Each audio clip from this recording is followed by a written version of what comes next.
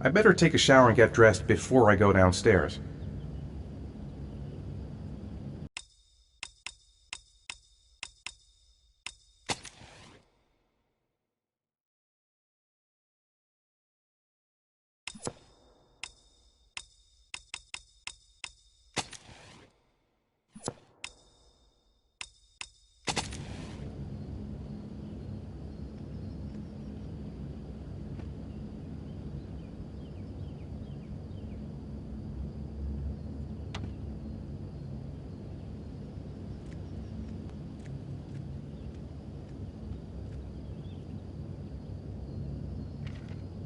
Gone shopping.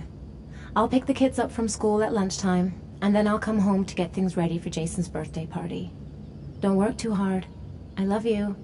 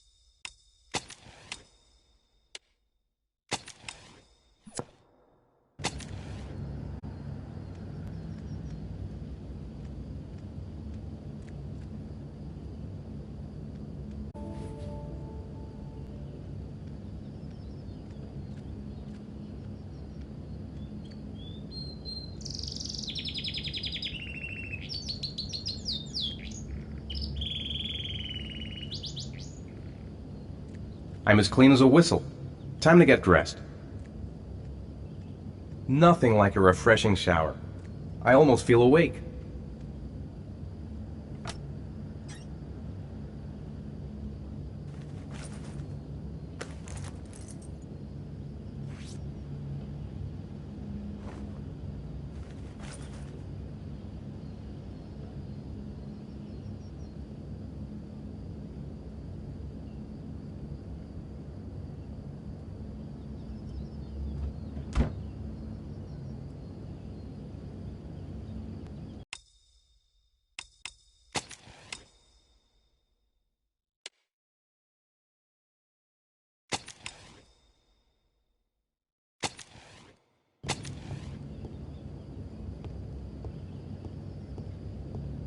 I've got some time before Grace and the kids get back.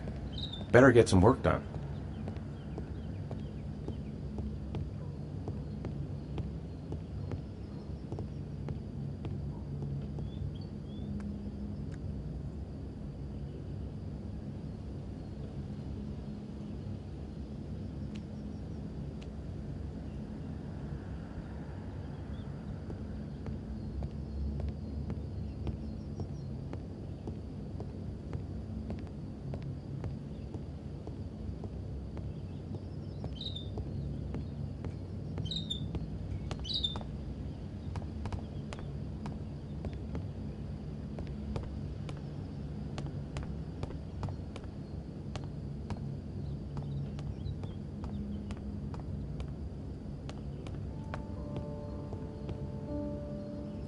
Nice day outside.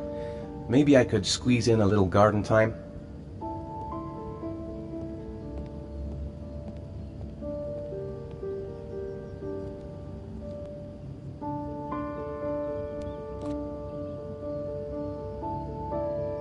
Maybe there's something on TV. I could just relax on the couch until Grace and the kids come back.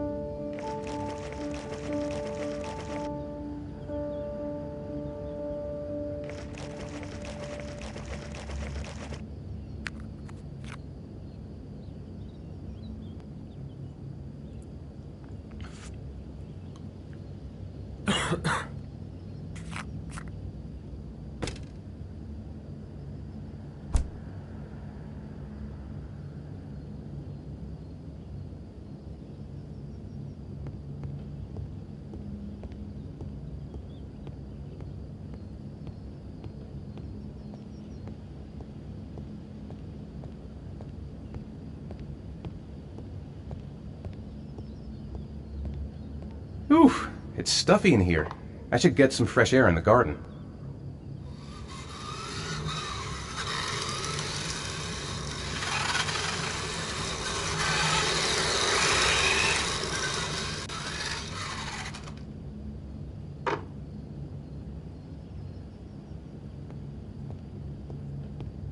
I hope Grace found a present for Jason's birthday. It's almost lunchtime. Grace and the kids will be back any minute. How about some music?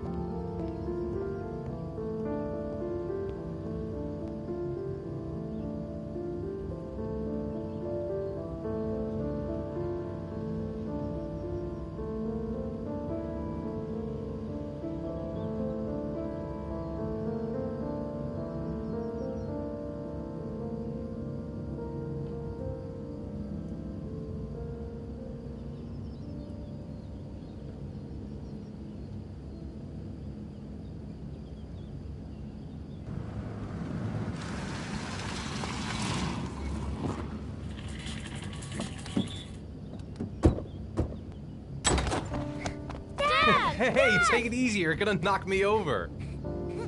So this is your big day, huh? Am I grown up now? 10 years old. That's not exactly grown up, but you're getting there. Now, can I drive your car? And I think you're gonna have to wait a little while for that. Ethan, can you please help me?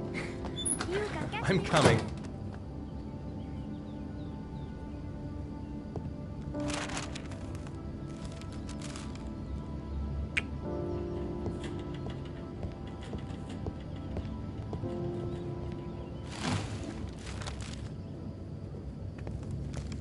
They've been so excited since this morning. I could hardly keep them in line in the supermarket.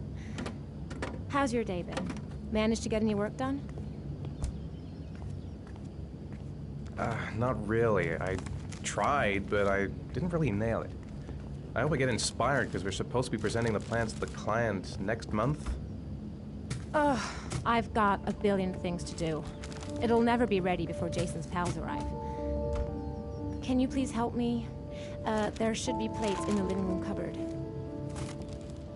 No problem. Leave it to me.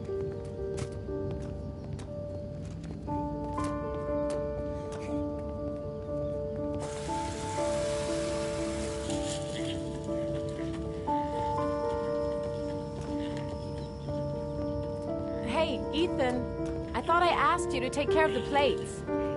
I forgot. The plates should be in the living... Yeah, they haven't moved since last time I asked.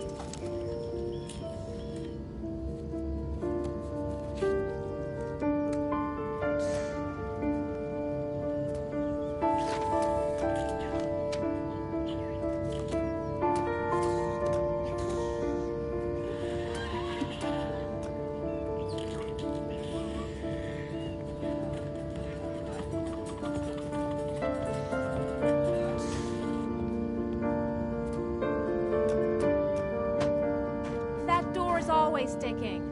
Give it a big tug.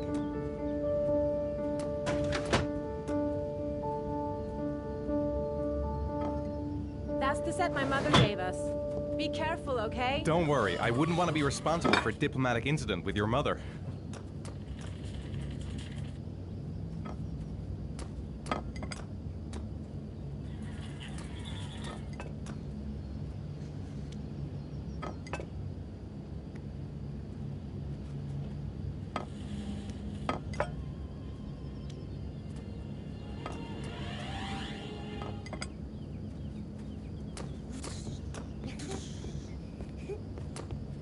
I think I'll go outside and play with the kids.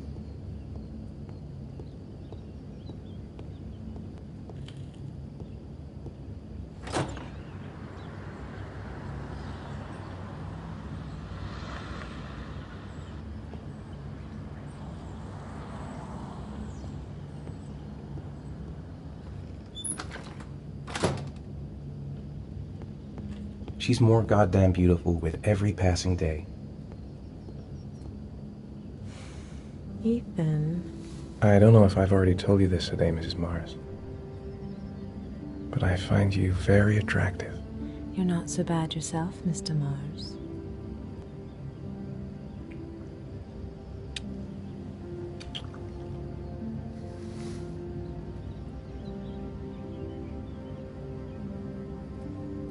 I know what's on your mind, Ethan.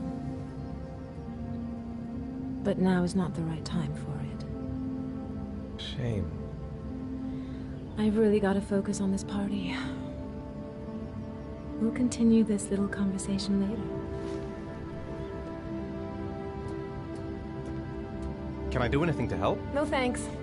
I should be able to manage. Jason looks happy. Yeah.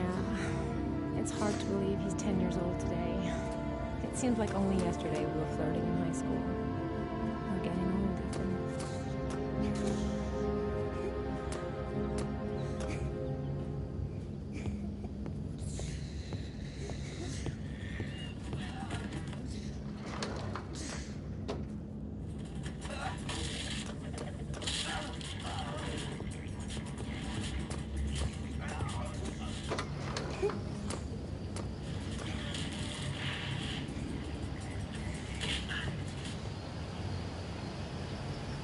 That's it. I'm free as a bird. Hey, 5 minutes, boys, okay? After that, we've got to eat, because your friends are going to be here soon. Okay, we promise, Mom. Who wants to go first? Me first! No, me me first! Easy, fellas. You can both have a turn. Me first!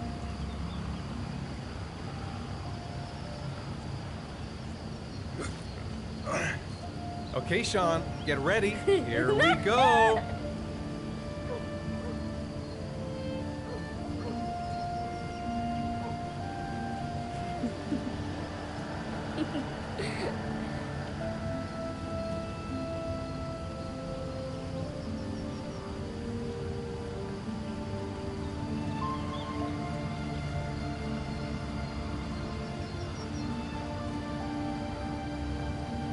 It's my turn now! All right, Jason, let's do the helicopter.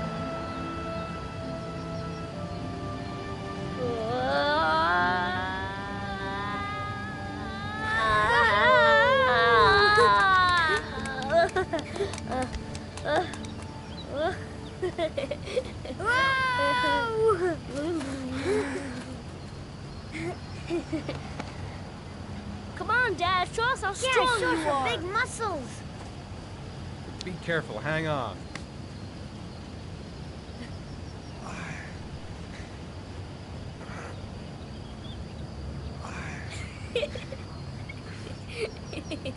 Oh.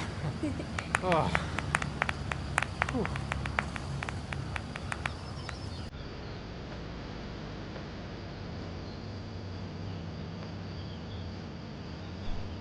This time you're done for. You're gonna pay for all your crimes, evil one. Surrender, weakling. Say your prayer.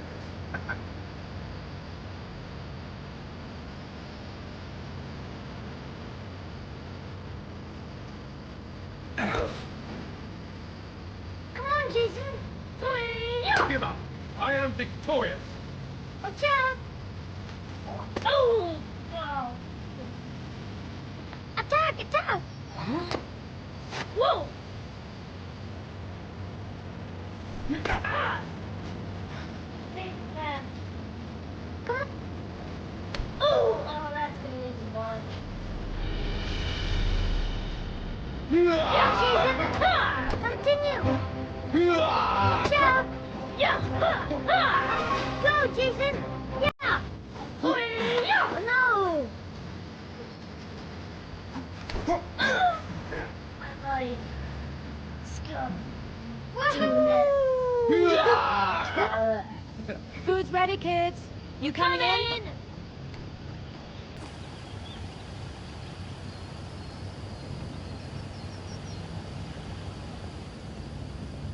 Sean? Lunch is ready. I'll go get him.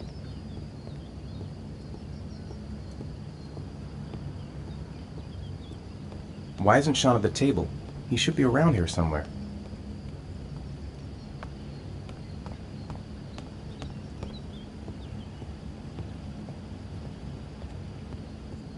Sean? What's up? It's Merlin. He's dead. He's dead and it's all my fault. No, it's not, Sean. Of course it's not your fault. I'd give anything if you could come back to life. You know, Sean, there's some things which just have to happen. Even if you don't want them to. It's not fair, Dad. It's not fair. I know. I know.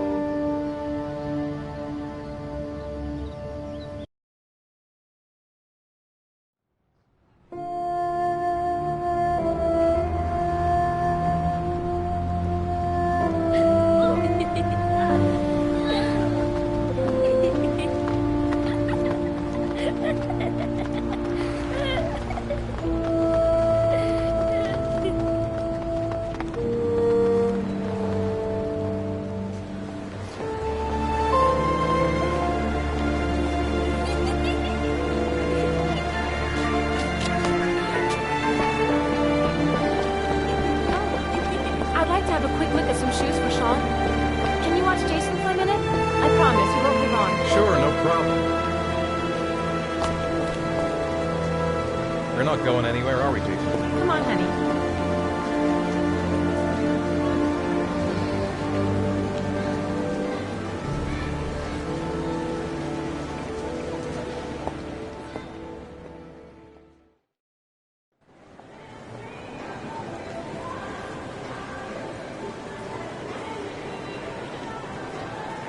I'll bet he's gone to see the clown. Jason! Jason! Jason! Jason! Jason! Jason! Jason!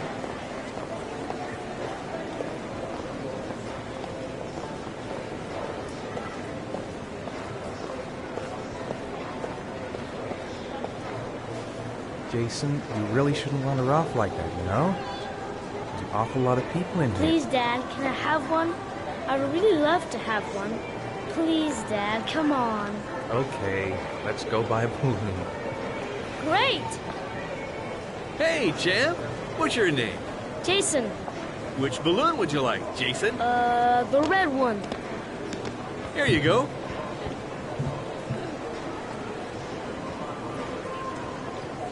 That'll be $2, sir. Jason, wait for me. Wait for your dad, son. It's really crowded in here.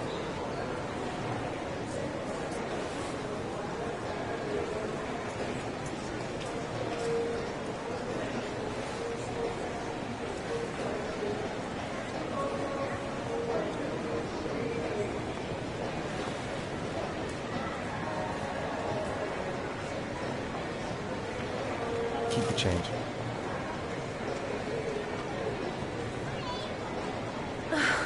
It is impossible to try on a pair of shoes with this crowd. Where's Jason? He was here a second ago. I bought him a balloon, I turned around and he just disappeared. Disappeared? What do you mean disappeared? Stay here. I'll go get him. I'll be right back. Jason! Jason! Jason! Jason! Jason! Jason! Jason! Jason! Jason! Jason! Jason! Jason! Watch it! Jason! Hey, Jason! Watch it.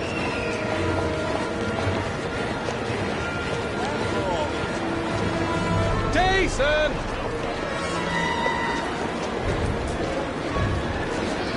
Jason!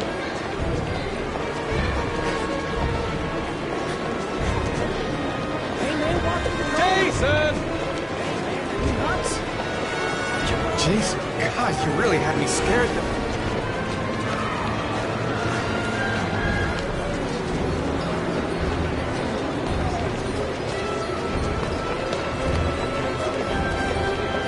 Jason!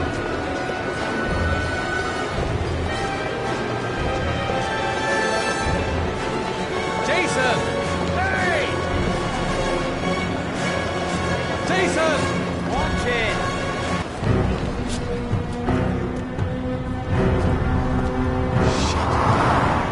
Shit!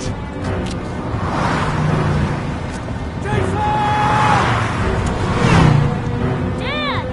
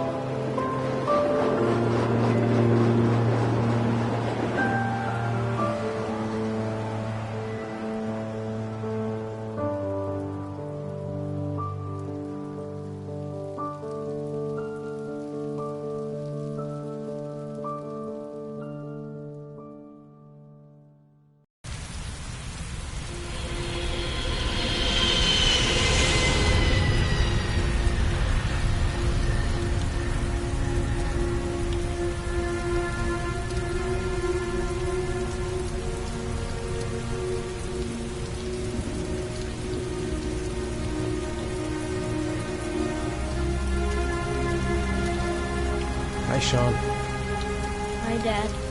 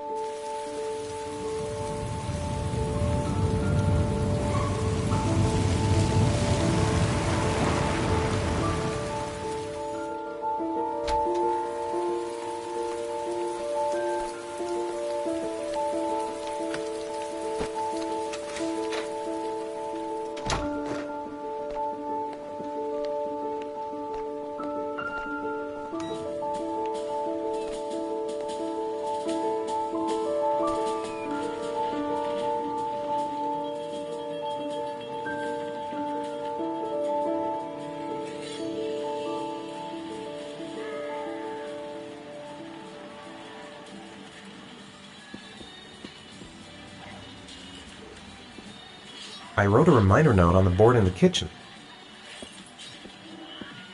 It's still early. We'll see about the homework later.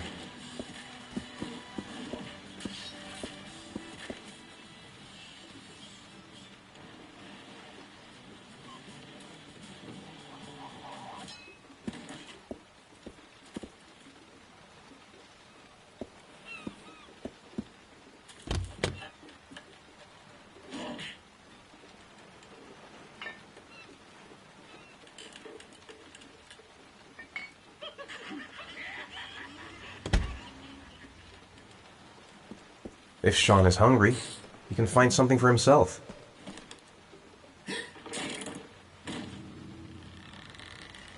Sean, do you want to do your homework now? Please, Dad, let me watch TV a little while longer. We'll do it later, okay? All right, I'll come back a little later. How are things at school? Is your teacher nice? Everything's fine, Dad.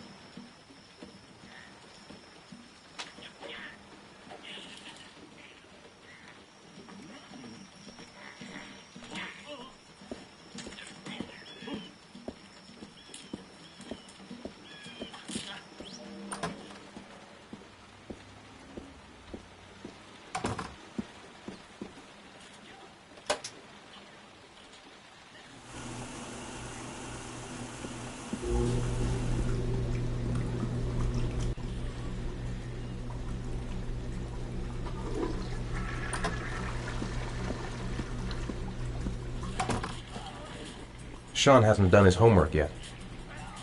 Grease has Sean this weekend. Seems like he can't wait to get back to his mother. Time for a snack. Maybe Sean is hungry. It's time for your snack. Are you hungry? I guess, a little. Let's see what we can find in the kitchen.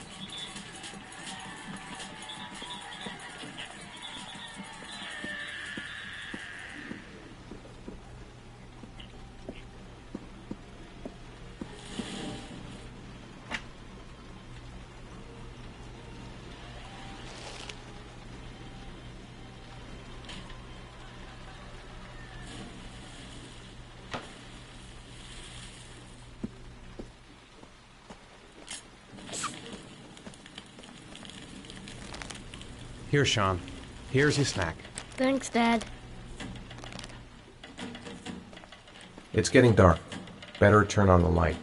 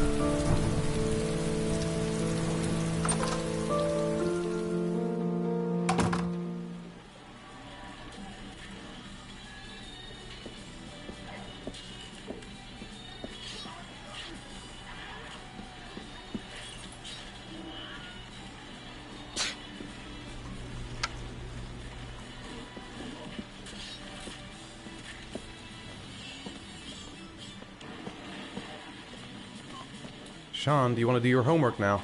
Please, Dad, let me watch TV a little while longer. We'll do it later, okay? I think we should just get right to it. Then it's done and out of the way. Now, get your bag and get set up in the kitchen. I'll help you.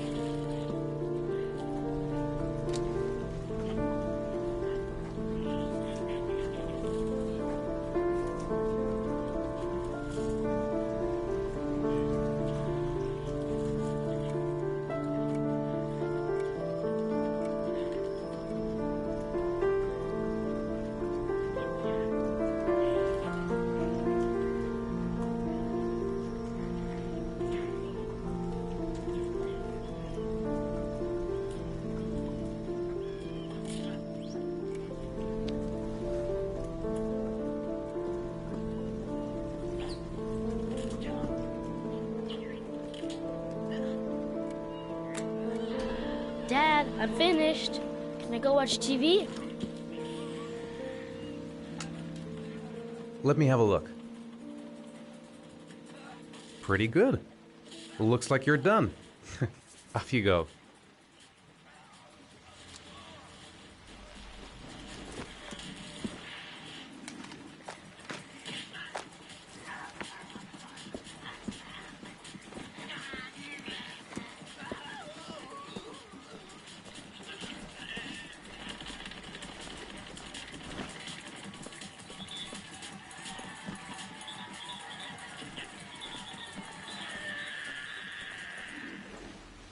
Come to think of it, if he's not asking for anything, it must be because he's not hungry.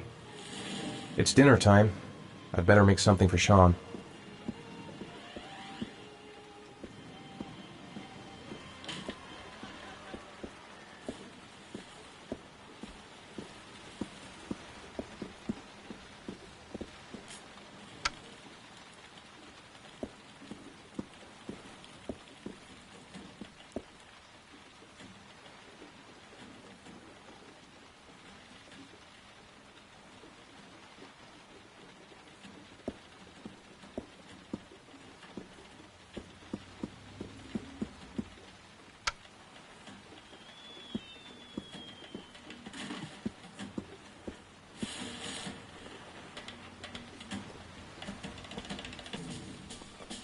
Come on, Sean. It's time for bed. Oh, but I never go to bed this early. You're right, it's still early. I'll come back for you when it's time. Do you want me to get your dinner? Oh yeah, I'm really hungry. Okay, I'll go see what I can find. I'll call you when it's ready.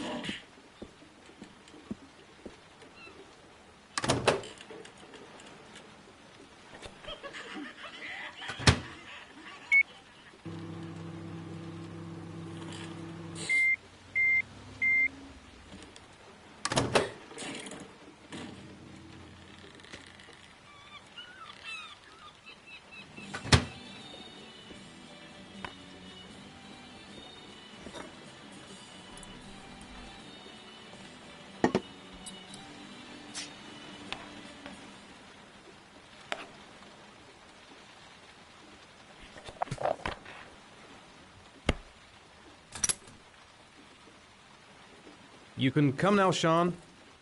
Your meal is ready. I'm coming!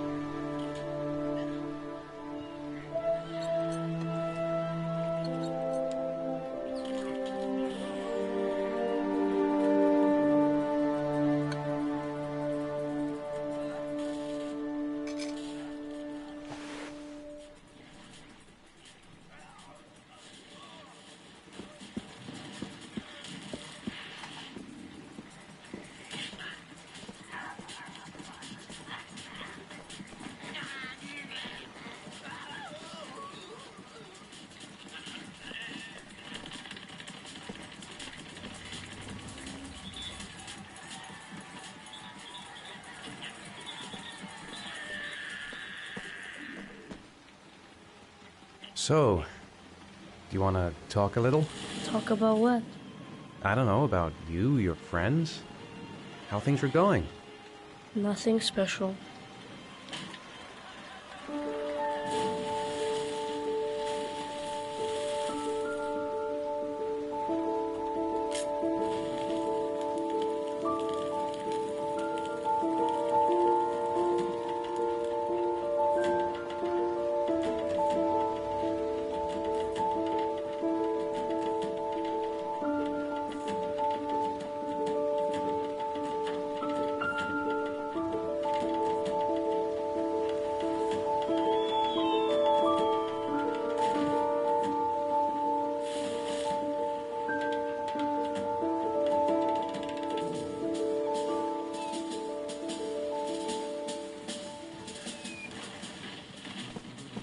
Come on, Sean.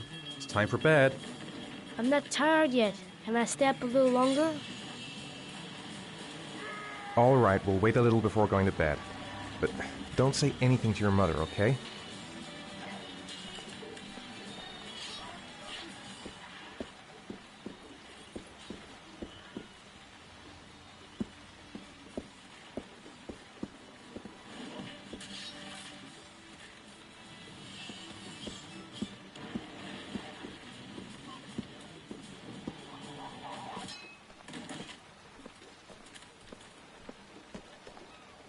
Come on, Sean. It's time for bed. I'm not tired yet. Can I stay up a little longer? Now, that's not very reasonable, is it? You have school tomorrow. You have to get some sleep. All right, I'm going. Are you coming with me? Go brush your teeth and put on your pajamas. I'll come up.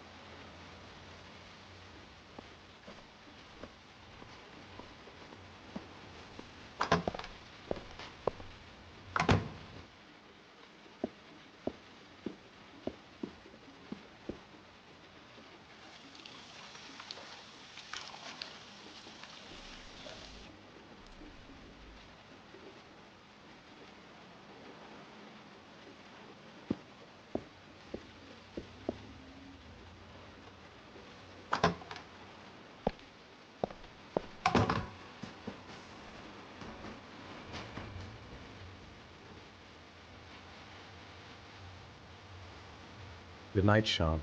My teddy! I haven't got my teddy, Dad! You must have left it somewhere in the house.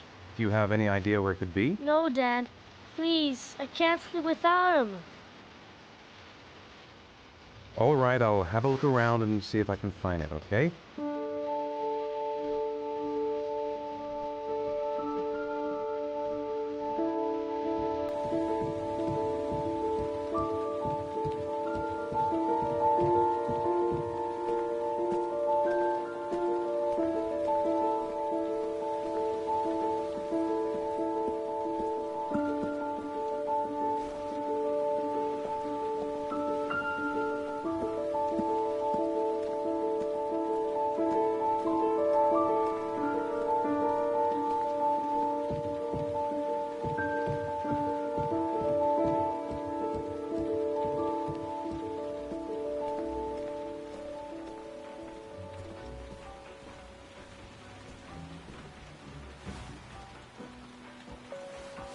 Thanks, Dad. Good night, Sean. Night. Dad? Yeah? Why do you look so sad? I think I just need some time to get back to the way things were. You know, Dad, what happened to Jason wasn't your fault. Good night, Sean.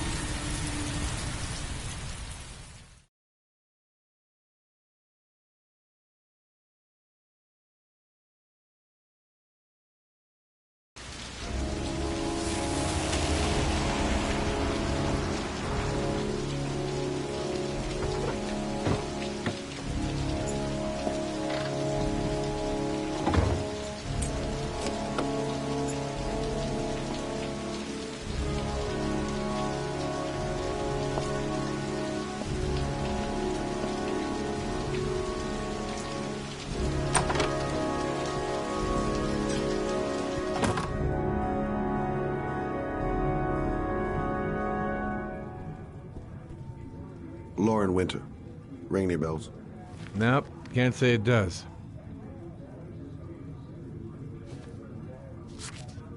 Oh, that Lauren Winter. 3rd floor, last door on the left at the end of the corridor.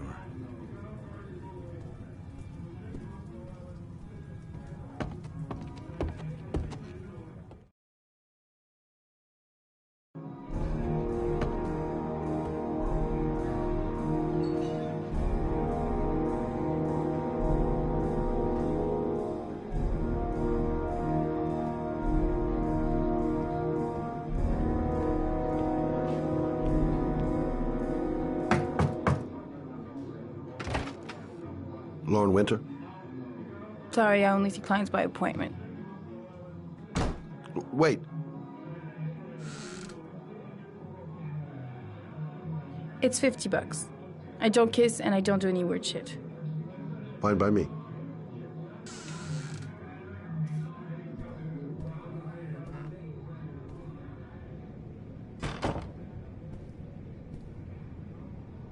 Put your money on the table. You got exactly 10 minutes. When the alarm rings, it's over, okay?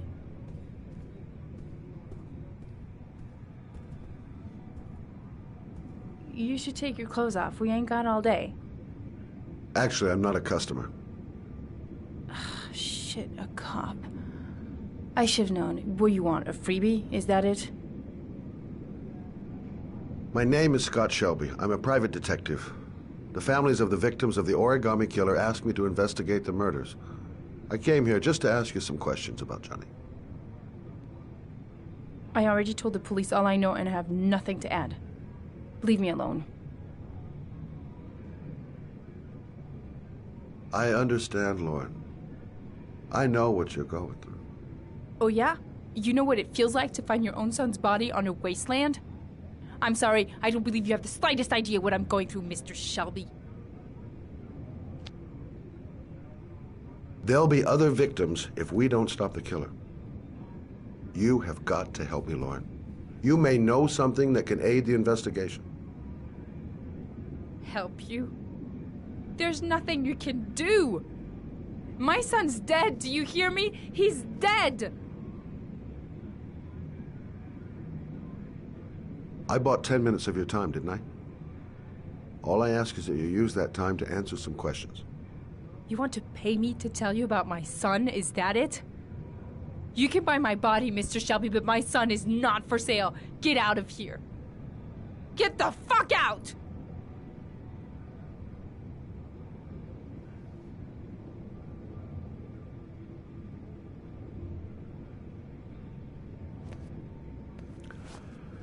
Well, if you remember anything, the smallest detail, give me a call.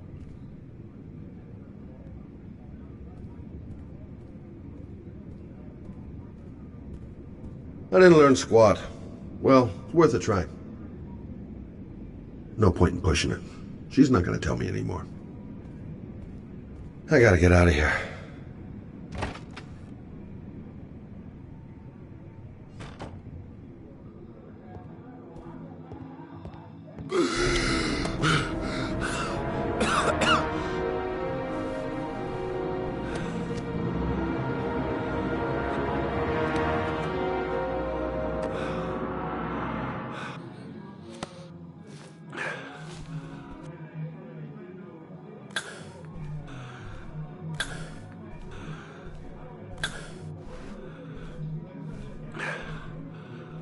Lauren! Lauren, open up, baby. It's me. Troy, what are you doing here? I already told you I don't want to see you anymore. Sorry, Dal, but I really wanted to see ya.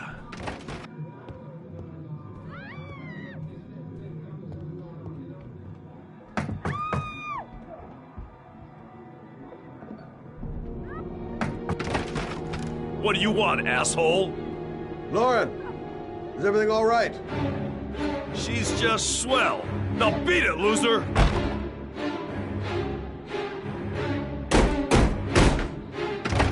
You again?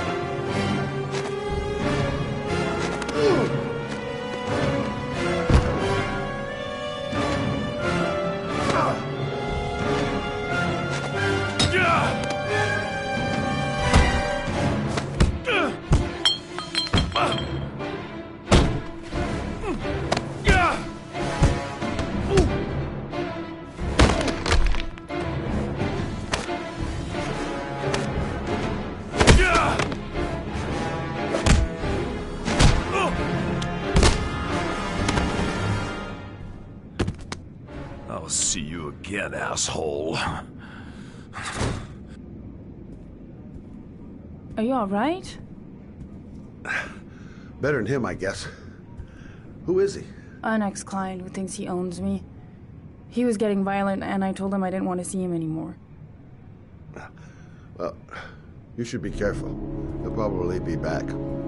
Sorry about the mess. Mr. Shelby? Yeah. Thanks.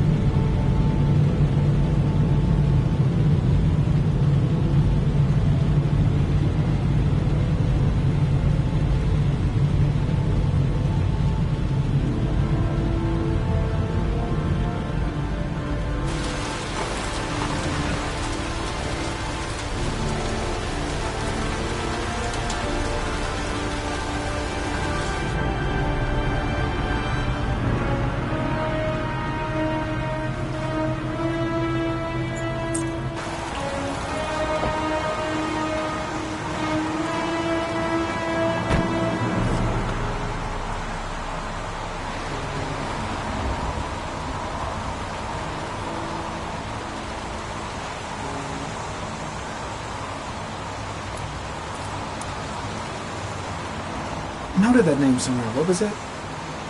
Blake. Lieutenant Carter Blake. Yeah, that's it.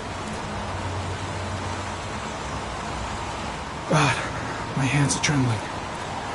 I gotta keep... Zone is sectioned off, sir. Please step back. Agent Norman Jaden, FBI. You got a badge or something, Mr. Jaden? Yeah. Yeah, of course.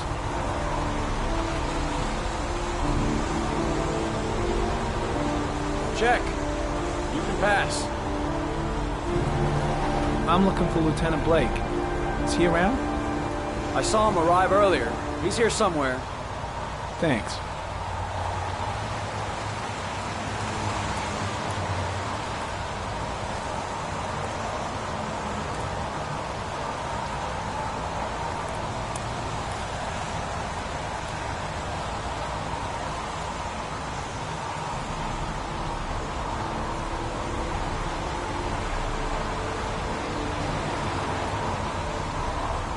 Video memo recording, Agent 47023, Norman Jaden, Tuesday, October 4th, 2011. Time is 8:14 a.m.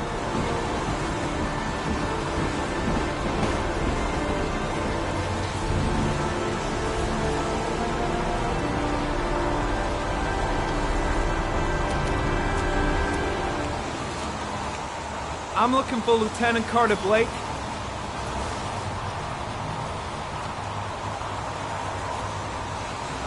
Thanks.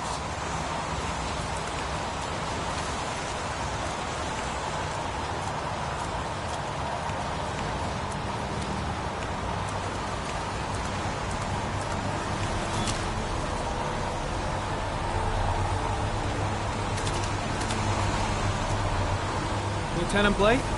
I'm Agent Norman Jaden from the FBI. I went by your office this morning. They told me you'd be here. Now, if you're looking for rain, dead bodies, and highways, you come to the right place. Mike, will you tell that asshole with the bulldozer to stop for 5 minutes? I can't hear myself think here.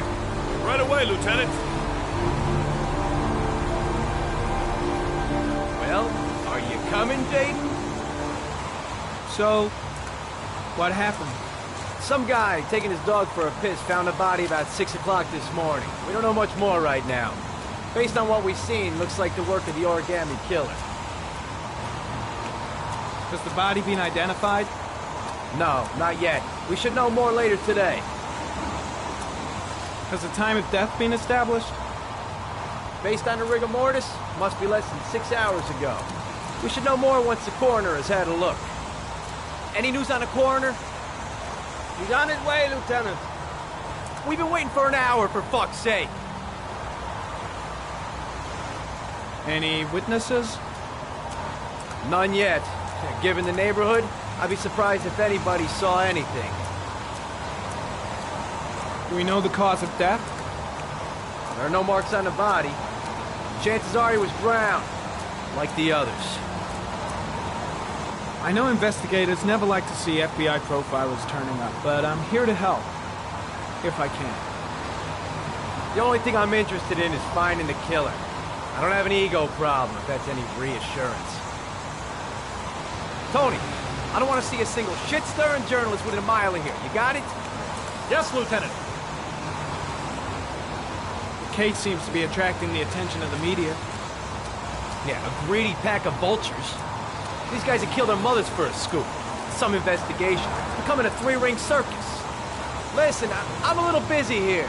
Why don't we discuss all this a little later, back at the office? Oh, no problem. I understand. Do you mind if I have a look around? Be my guest. Hey, Jaden, you come and see me if you find anything, okay? We're on the same team now.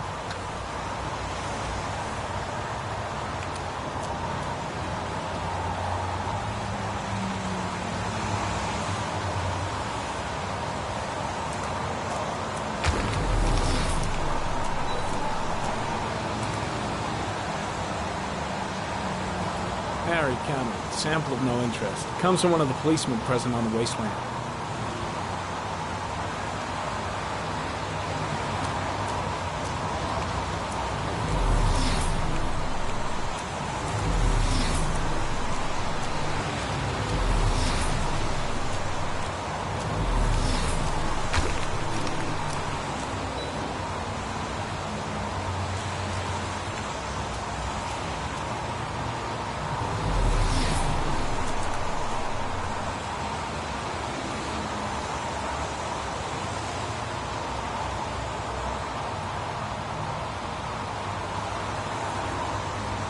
Unrelated to the investigation.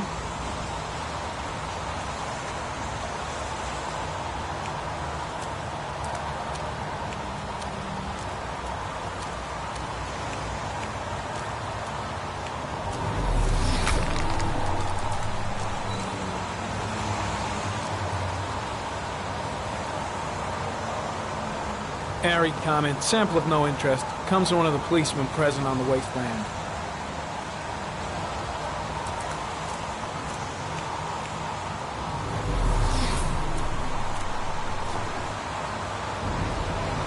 Harry comment, the victim is lying on his back. No visible signs of violence.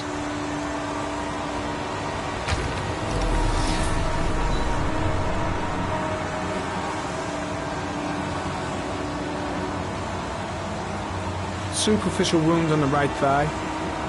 Blood analysis suggests it could be post-mortem. Probably a scratch that occurred when the body was being moved.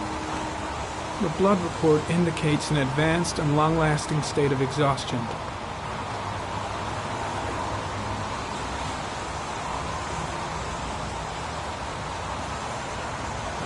A small origami figure in the right hand. Fingers were probably closed after the time of death.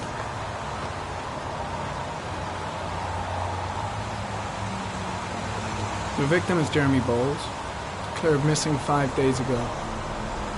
See reference file.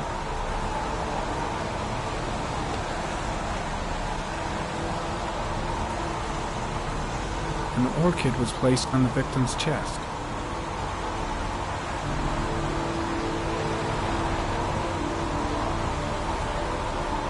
His face is covered with mud, like the other victims.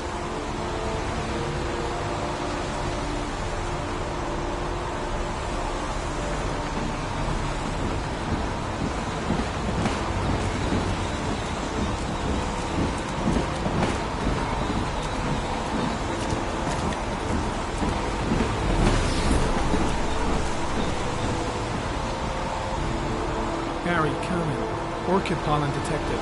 Probably from the flower left on the body.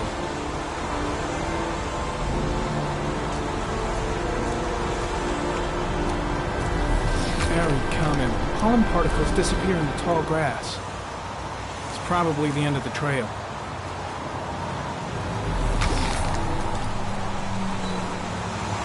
Very common. Traces of blood on the railroad track. Analysis confirms it comes from the victim.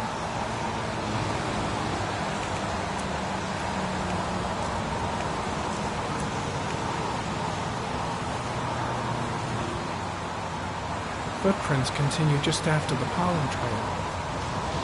There's a good chance that they're the killers.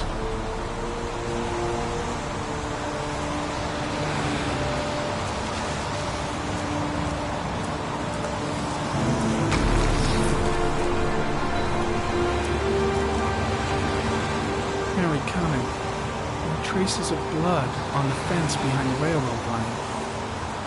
It comes from the victim. The killer came this way with the body and probably grazed it on his way through the fence.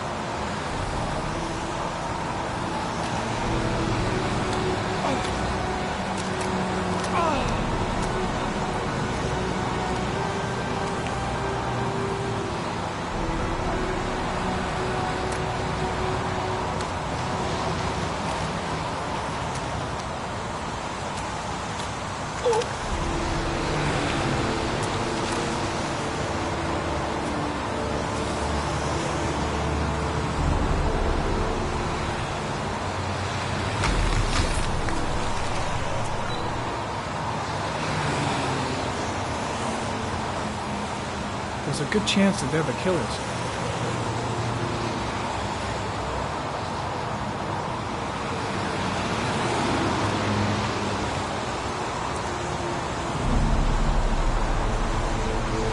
Very common. Tire tracks on the side of the road behind the railroad line. It may be the killer's car. I think I've seen all there is to see.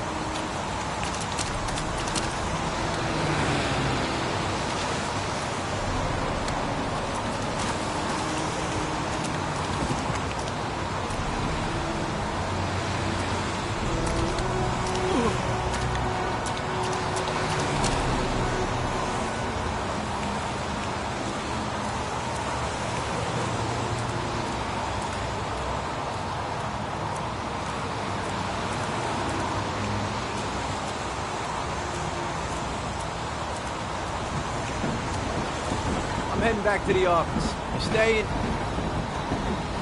No, I've seen enough. I'm leaving too.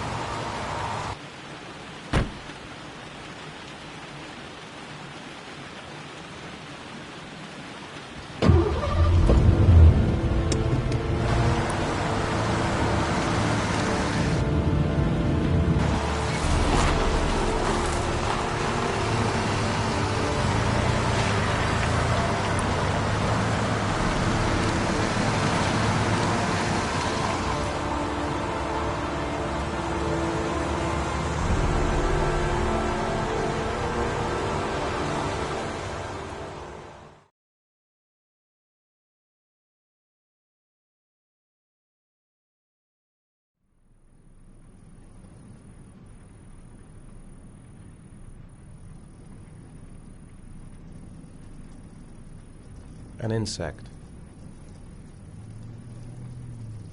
A wolf's head.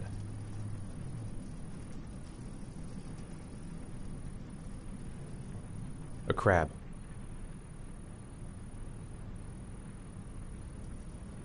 A shadow. A threatening shadow.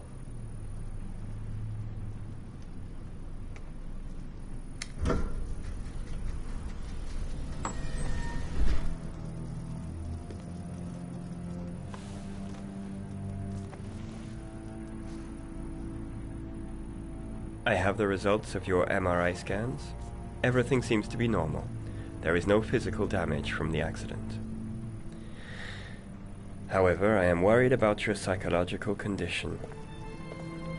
I know it's not easy, but you've got to start over, Ethan.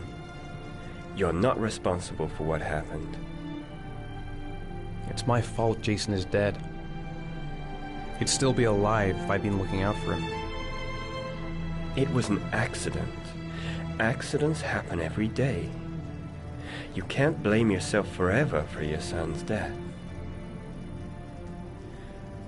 How is Sean?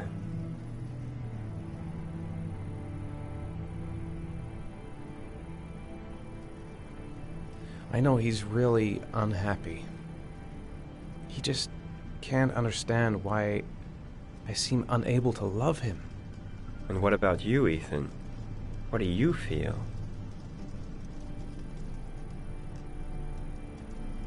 I no longer want to live. I have no reason to continue.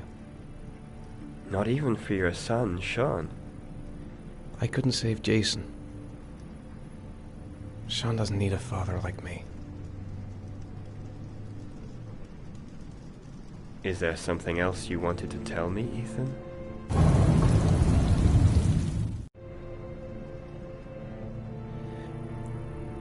I sometimes have these blackouts. Times when I don't know what I'm doing. I recover consciousness sometime later, but I'm someplace else. And I have no idea how I got there. Do you think this could be related to the accident? You suffered a massive concussion and were in a coma for 6 months. We really don't know what effect a shock like that can have on the brain. That's the end of this session. We'll continue this conversation next week. You were lucky, Ethan. It's very rare to survive such a traumatic accident. I don't exactly feel lucky, Doctor.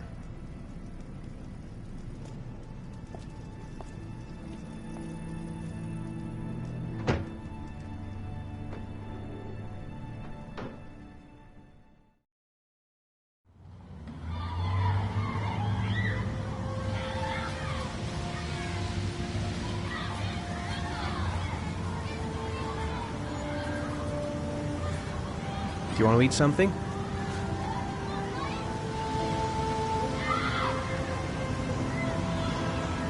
How did things go at school today? The teacher yelled at me for being late again. She's gonna send me home the next time it happens. I'm sorry about that, Sean.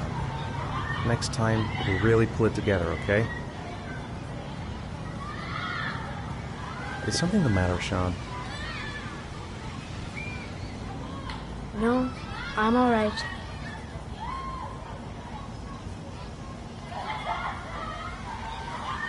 Aren't you gonna go play with the other kids? I don't feel like it.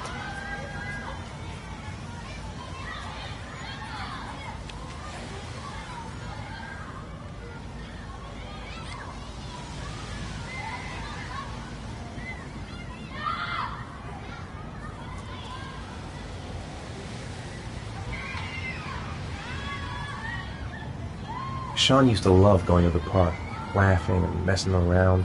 Man, he was so happy. But that was before, with Jason. Poor Sean. He probably got into trouble at school because of me.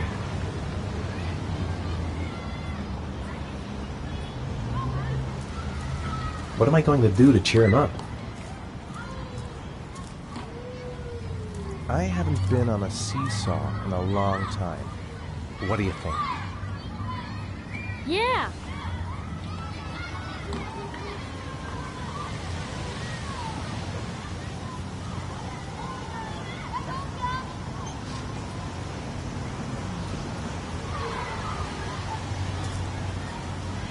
Come on, Dad, make me fly!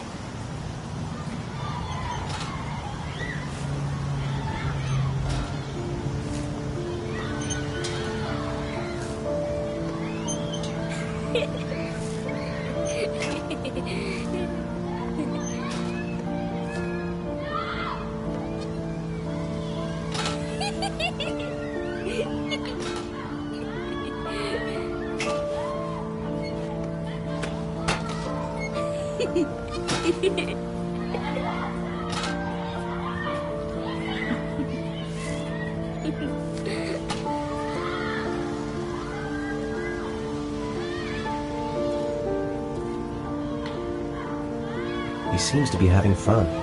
It's been a long time since I've seen that smile. Maybe you're right on the merry-go-round.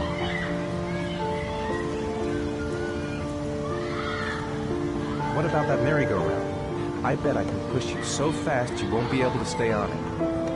Great!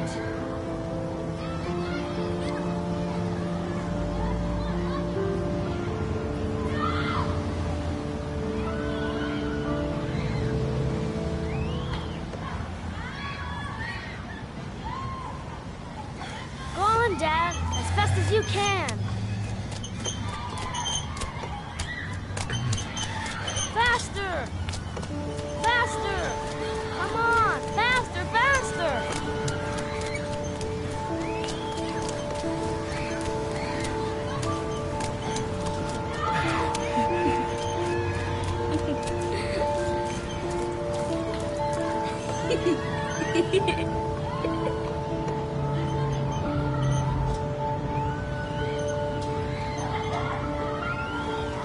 Whoa!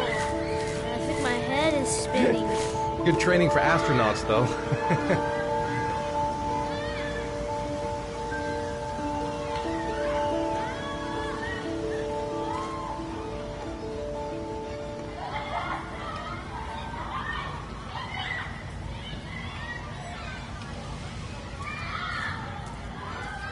Maybe he'd like to have a turn on the swings.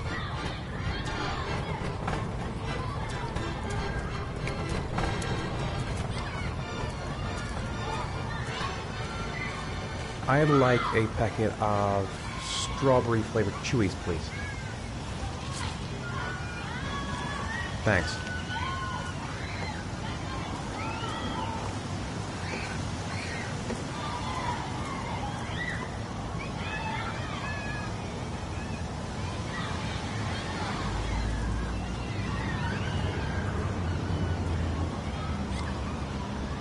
Hey, I got you some chewies. I hate strawberry.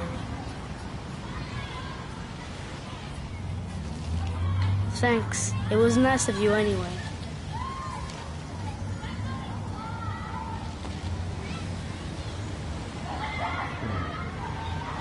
Looks like rain's coming. I think we better go. Okay. You know, sometimes I remember before. I mean, when Jason was still here. Sometimes I wish everything could just be the way it was before. Me too, Sean. Me too.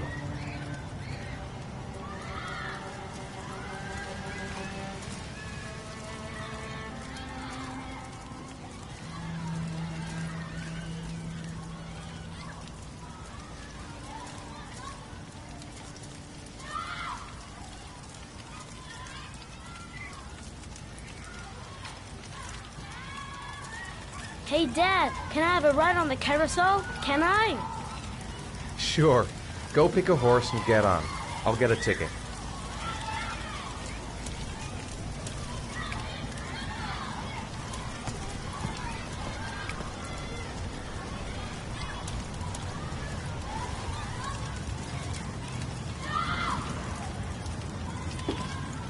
One, please.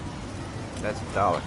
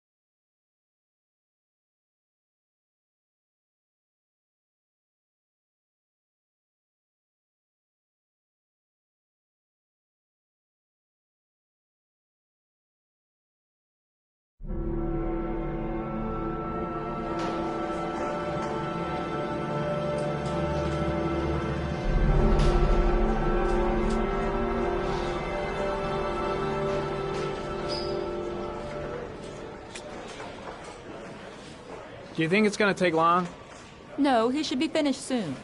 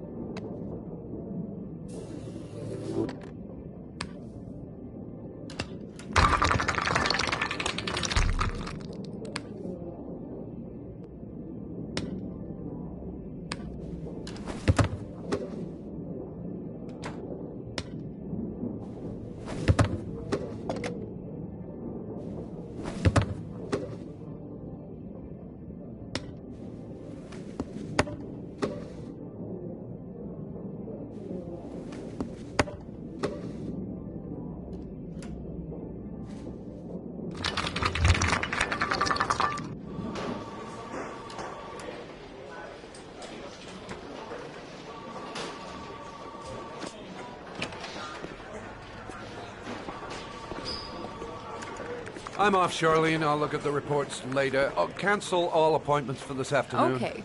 Oh, Captain. Agent Norman Jaden from the FBI is here. Jaden, of course. We've been expecting you. I'm in a bit of a hurry. Do you mind tagging along? We can talk as we walk. Yeah, of course. I wanted to introduce myself before getting started, but perhaps there's a better time. No, it's fine. I just have to get to the press conference. We have them every day now.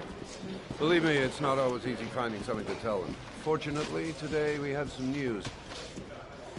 Have you met Lieutenant Blake yet? Yeah, we met this morning. Hey, Jaden. Have you met Lieutenant Blake yet? Yeah, we met this morning. He has his own methods, but he's a good cop. I'm sure you'll get him well together. Do you know how to tie a knot in a necktie? I guess. To be frank with you, I could have done without the FBI on this one, but the press are all over us. This origami killer case crept up on us, and it's fast becoming a national concern. There are hundreds of killers in this country, but what do you know? This guy is exotic. He leaves flowers and origami figures. Work that one out. Then the press get onto it, and we suddenly become the center of the universe. I'm here to arrest a serial killer. With all due respect, sir, the rest of it, it's none of my business. No, of course not. All I'm asking is that you make progress, and fast. The press want a perpetrator, and we're gonna have to serve him up on a silver platter. Not bad. Oh, go see Charlene. She'll show you to your office. Yeah, check in on the press conference if you're interested. It'll give you an idea of the political climate around here. Thank you, sir. Welcome to the club, Jaden.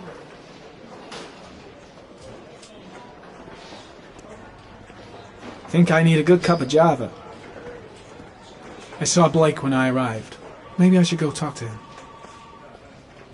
I'm dying of thirst. Where's the water cooler when you need one?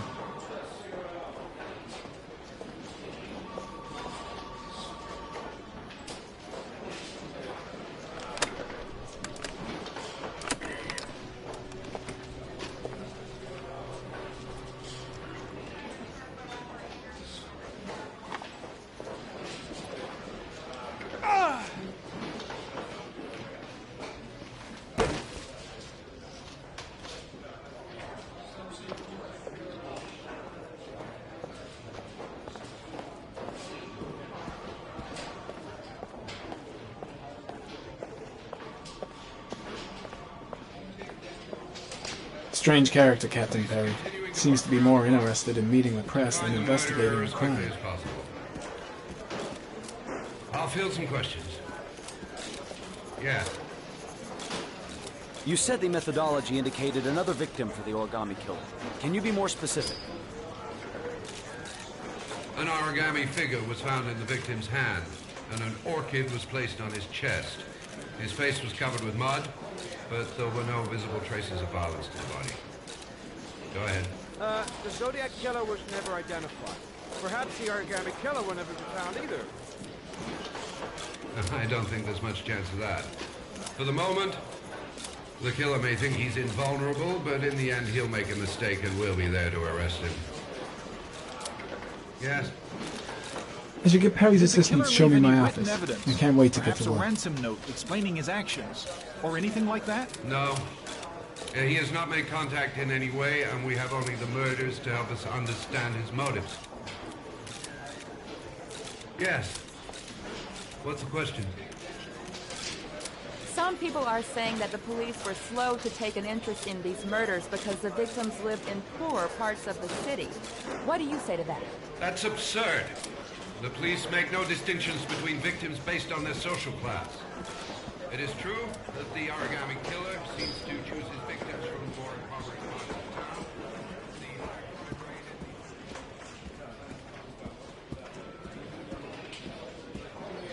I'm ready to start.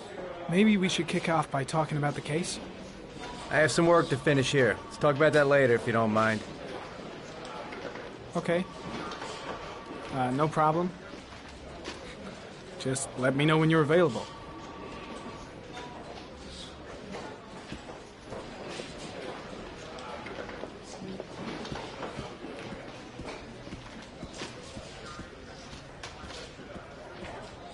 I'm really starting to dislike that guy. Better watch my back from now on. I'll have a look around the station. Stretch my legs for a bit. Except to support the efforts of the police force, of course. Thank you for your cooperation. One question, please, sir. One last question. Captain Perry, one more question, please.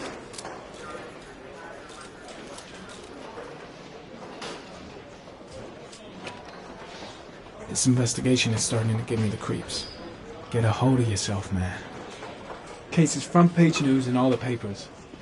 It's not going to be easy investigating a crime under the glare of all this publicity.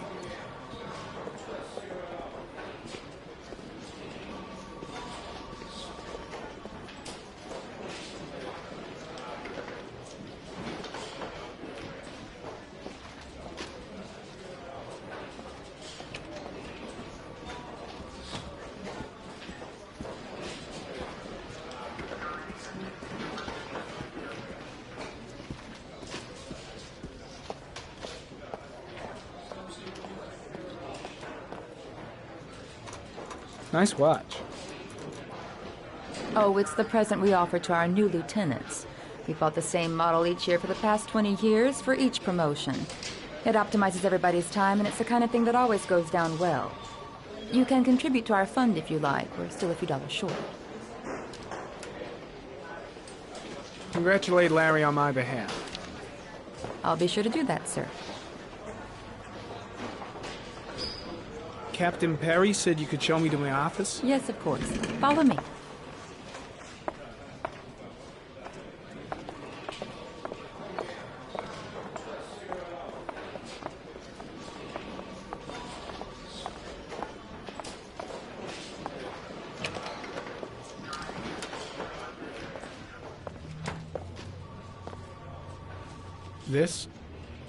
This is my office?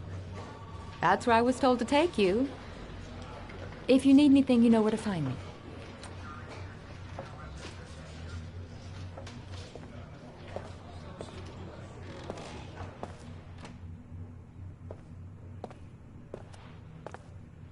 Okay, time to work. No time to lose. Gotta get down to work. First, analyze the case files.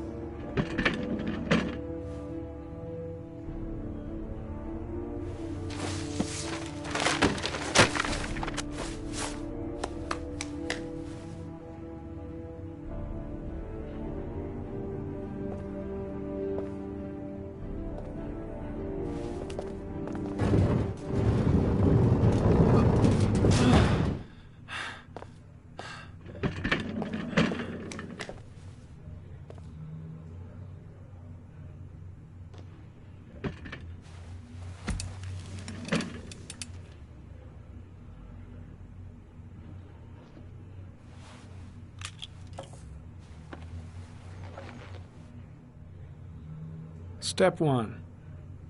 Change the office.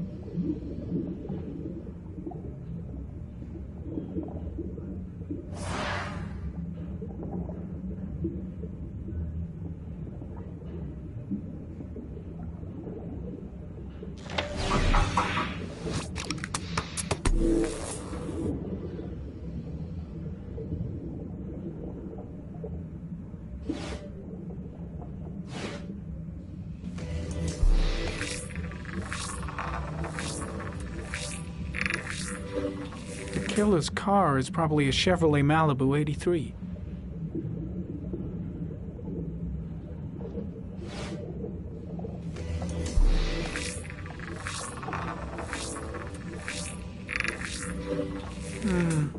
A common species. That doesn't help much.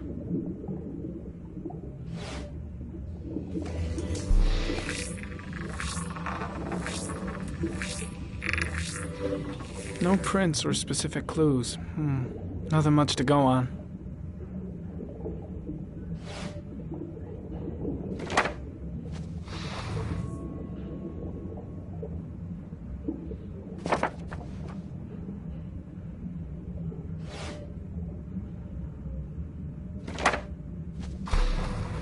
The orchid is a common species. It can be found at any flower shop.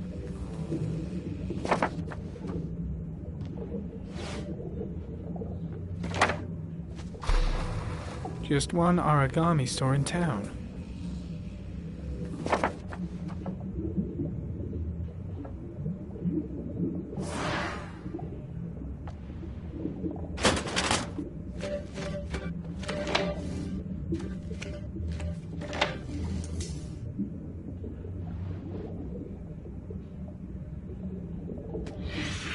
Eight victims in the last 3 years. All boys, aged between 9 and 13. No signs of violence. The victims disappear from public places in broad daylight. No one notices anything. Bodies are found 3 to 5 days later, drowned in rainwater.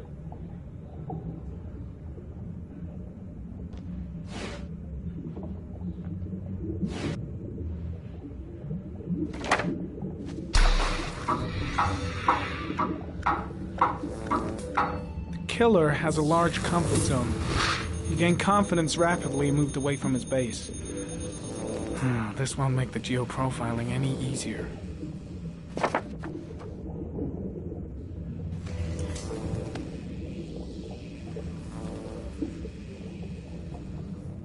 There is always a railroad line adjacent to where the bodies are found. And all the victims disappeared in the fall.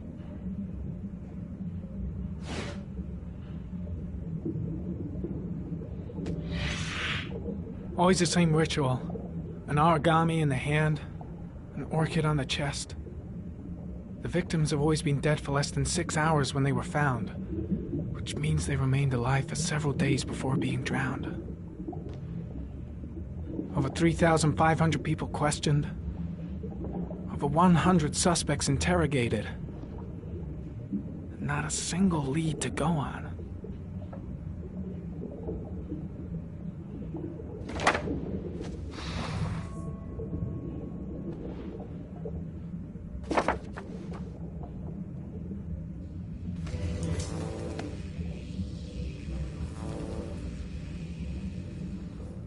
The killer is white, aged between 30 and 45. He is intelligent, calm, and determined. An organized type. He has a car.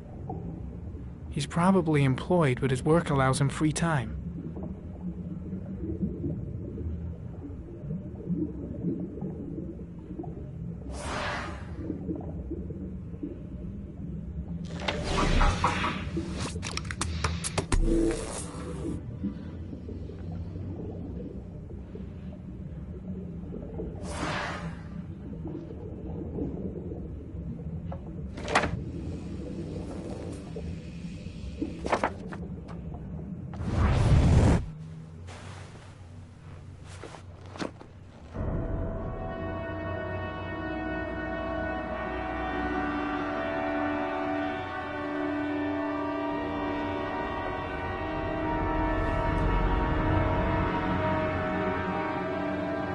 Here we go again. I better go wash my face.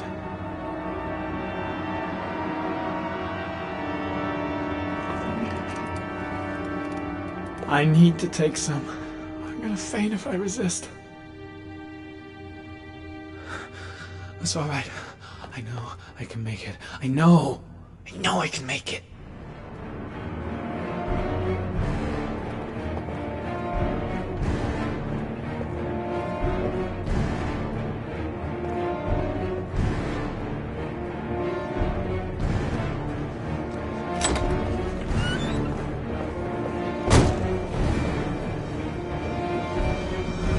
Is everything all right, sir?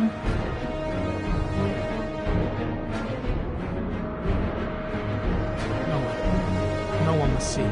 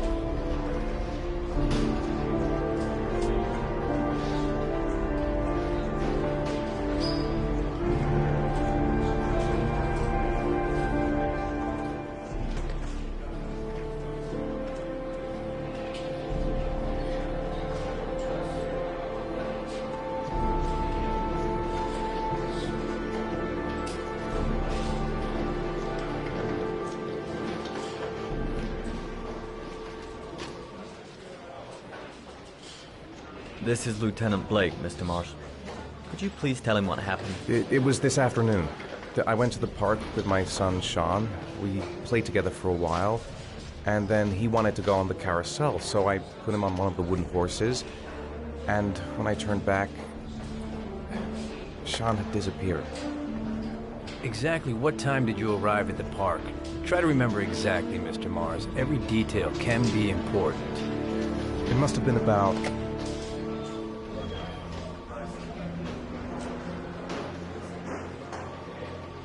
5:30, I think. I'm not really sure. What was your son wearing when he disappeared? He was wearing a coat.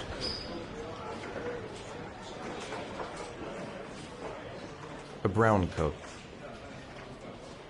And a pair of pants. Black pants. How could Sean have disappeared without you even noticing? Weren't you right by the carousel?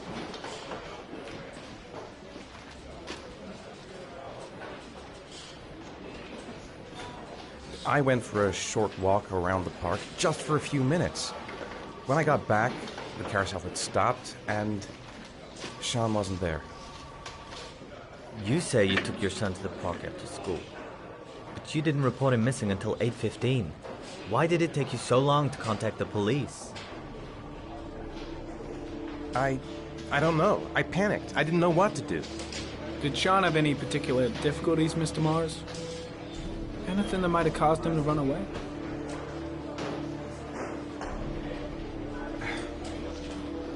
Sean is a sensitive child. Our relationship has been a little difficult recently. Everything okay at school? Any particular problems between you and your wife? No, nothing in particular. All right. That's all the questions I have for now. You're free to go, Mr. Mars. We'll continue to look for Sean overnight. We'll contact you if we have any more questions. Do you think the origami killer... Listen, your son's probably just run off and he'll turn up in a couple hours. But what if it is the origami killer? Well, then we have about 4 days to find him alive.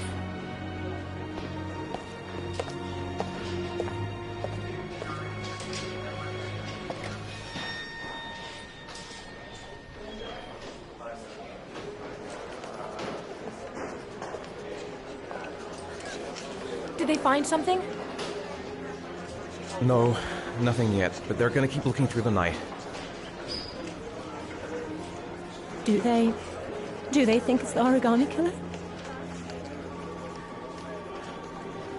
It's still too early to say, but it is a possibility.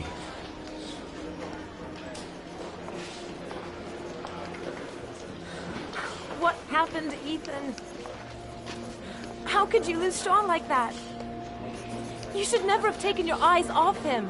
I mean, for God's sake, how hard is it to keep your eye on a child in the park? Why did you leave him, Ethan? Why? Wasn't it enough losing Jason? I'm sorry. It's not what I meant to say.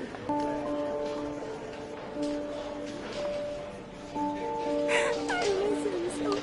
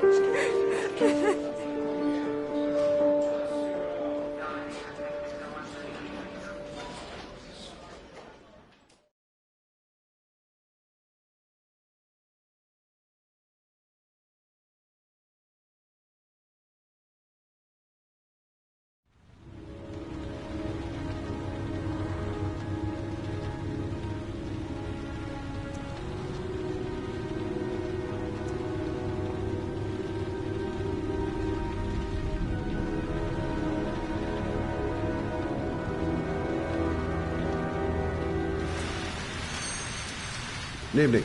Good evening to you, sir.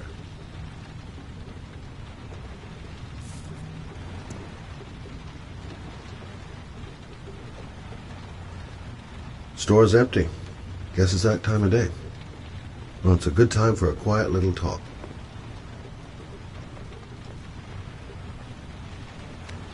Can I help you, sir? Well, I hope so. My name's Scott Shelby. I'm a private detective. I'm investigating the case of the origami killer. I'd like to ask you a few questions. My son is dead, Mr. Shelby. I have nothing more to say. I also lost someone I loved. I know what you're feeling. Then you will understand that I do not wish to talk about it. You may know something that could help save other people's lives. I was unable to save the life of my own son. I do not see how I could save the lives of other people. Oh, do you sell inhalers? I'm all out, and at least I won't go away completely empty-handed. In the back of this door, to the right. Thanks. Goddamn asthma. Can't breathe when it rains. Inhalers are down at the far end of the store.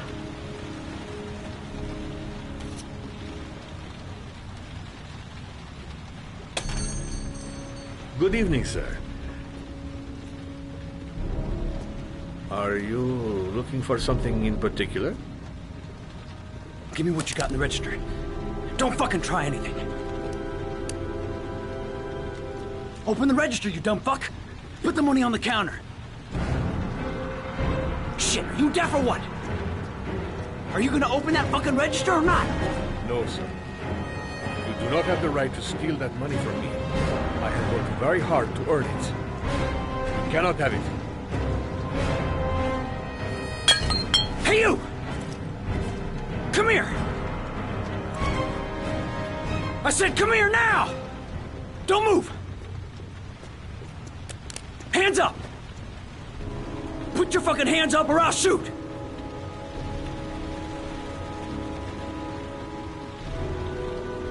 Don't panic. Let's just stay calm. Nobody here wants to hurt you. We're all just gonna be cool, and everything will be all right. Yeah. I'm cool, man. Everything's gonna be all fucking right. You don't really want to shoot anybody, do you? I'm sure we can find a way out of this mess, right? Look, it's not worth it. Put the gun down and just walk away. You giving me advice? I'll give you some fucking advice. My name's Scott. What about you? What's your name? Andrew. My name's Andrew. Do you have anyone you care for in your life? A girlfriend, maybe? A family? Yeah. A little girl. I got a little girl. Her name's Jessica. What would Jessica think if she saw you here? Ask yourself, what would happen to her if things go wrong? You haven't done anything serious yet. If you put the gun away, we'll forget about what just happened, and that will be the end of it. Just walk away. Nothing serious. Shit, man! What the fuck do you think I'm doing here? Nice try. For a second there, you almost had me believing all your shit. And now...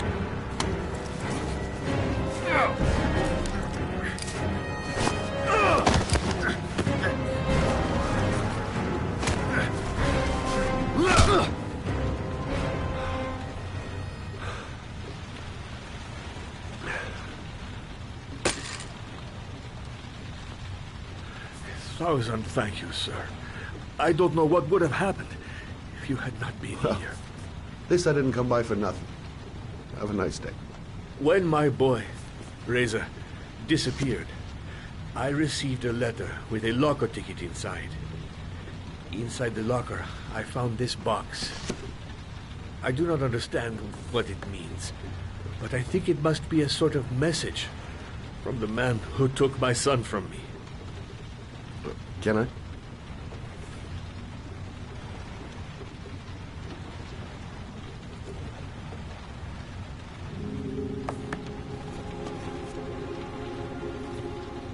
Please, take the box if it can be of any use to you at all. It did not help me to save Reza, but maybe it will help you find the other little boy.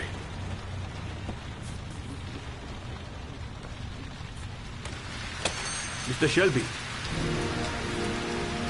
I was beginning to think that there was no good to be found in this place. I can see now that I was wrong.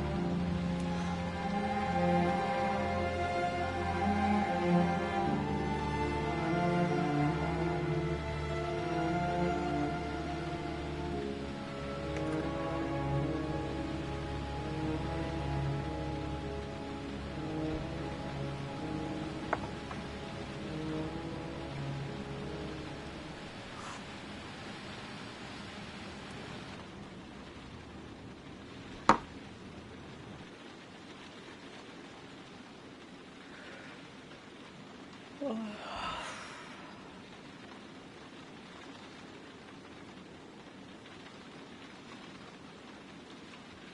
shouldn't take those damn pills again.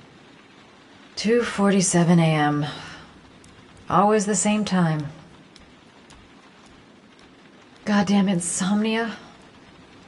I'm totally exhausted, but I just can't sleep.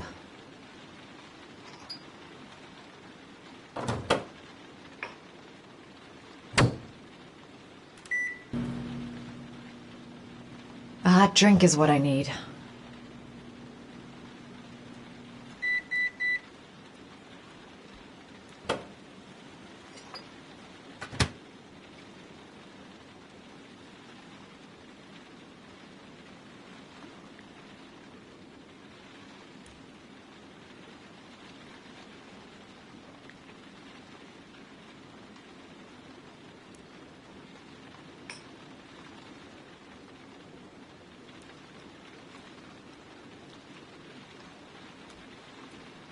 I really need sleep. How hard can it be to fall asleep?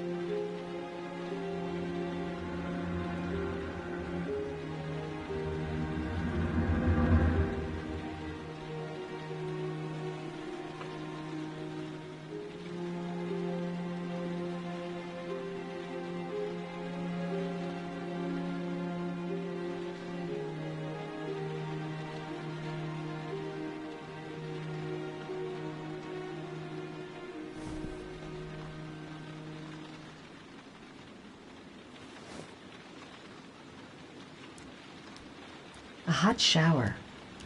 That'll create the magic of sleep.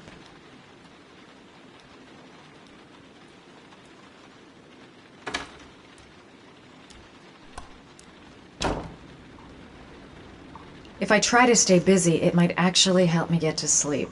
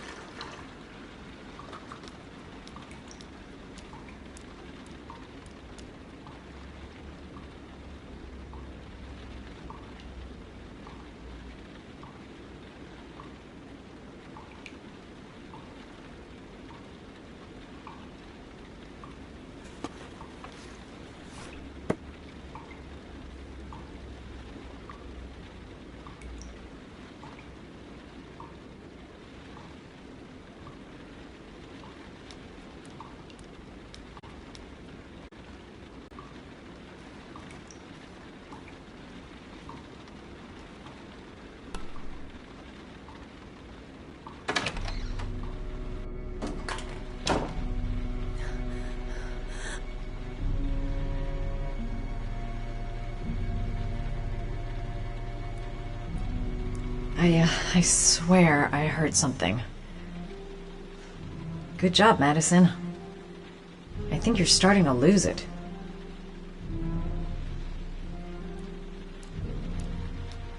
How on earth did the fridge just open like that?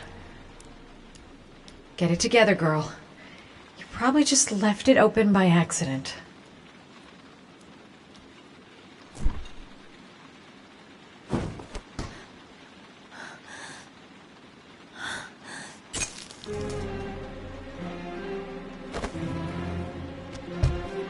There's someone here. There's someone in the apartment. The phone on the desk. I could call for help. The front door. It's the only way out.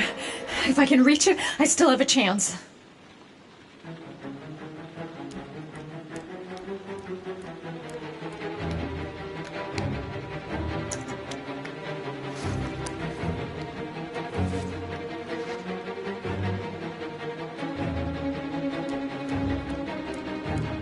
They must have got in while I was asleep.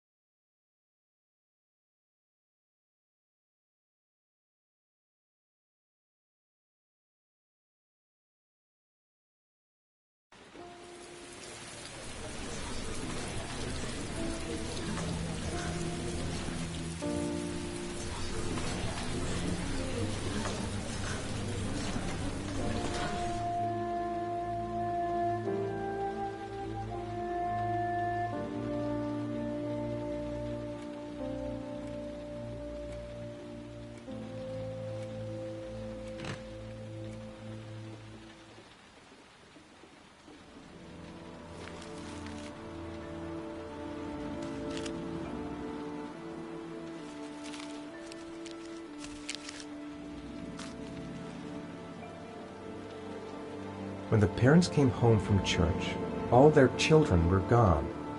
They searched and called for them, they cried and begged, but it was all to no avail. The children have never been seen again.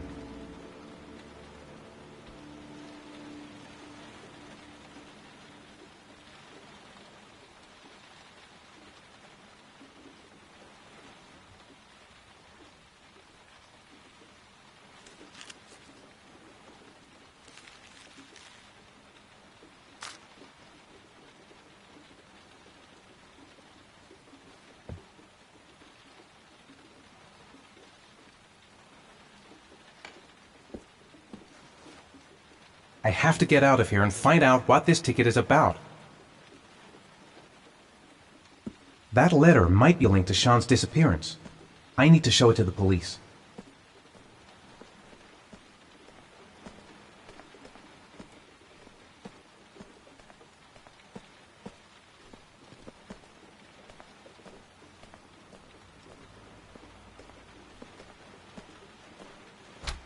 Mr. Mars! Mr. A few Mars! words! Mr. Mars! Goddamn reporters. They've been camped outside my house all day.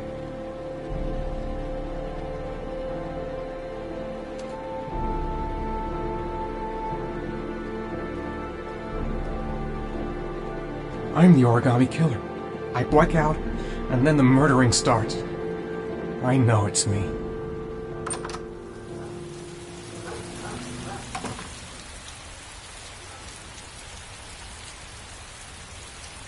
I could go through the neighbor's garden and avoid all the press.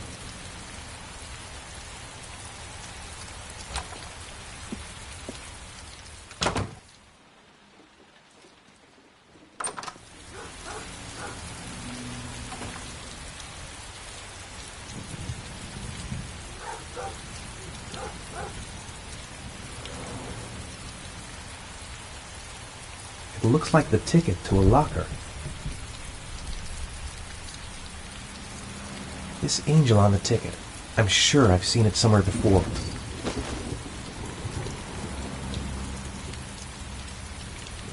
The origami figure in my hand after my blackout. It's the same one the killer leaves in the hands of his victims. I've never done origami in my life. I think I know where this ticket comes from.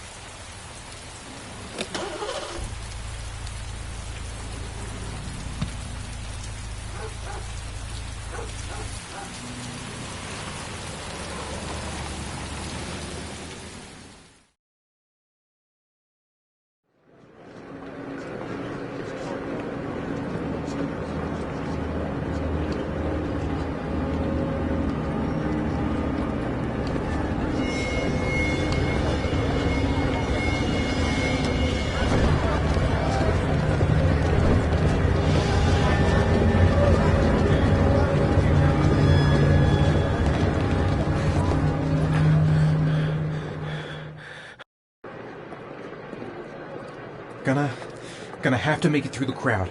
I can't take crowds. Just can't handle it. The luggage lockers. I'm just not gonna make it. I'm tightening up. I can't go on. I can't make it. Too many people. Too many people.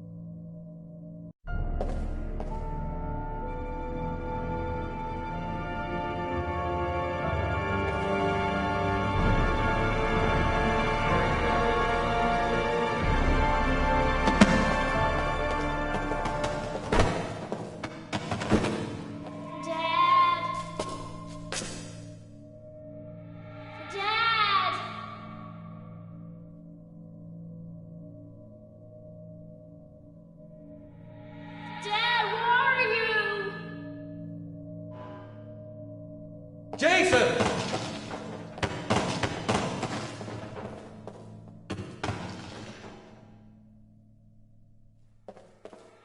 Dad!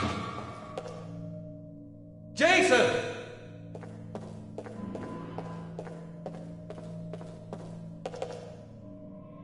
Dad! Dad! Jason!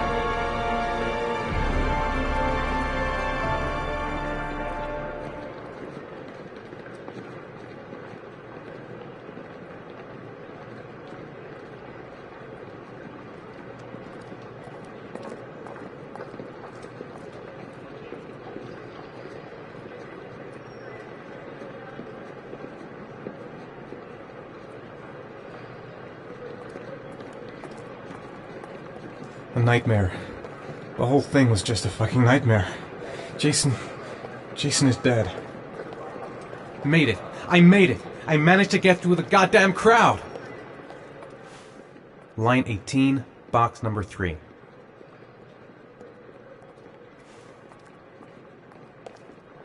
The lockers. Now I've got to find the right one.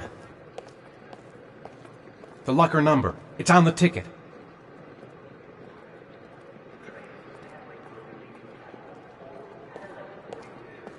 The lockers. Now I've got to find the right one.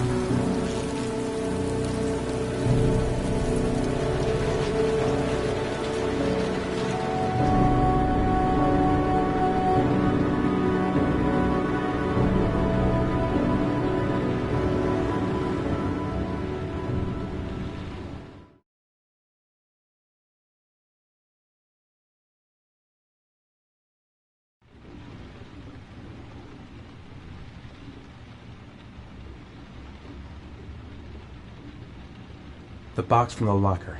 What am I going to find inside?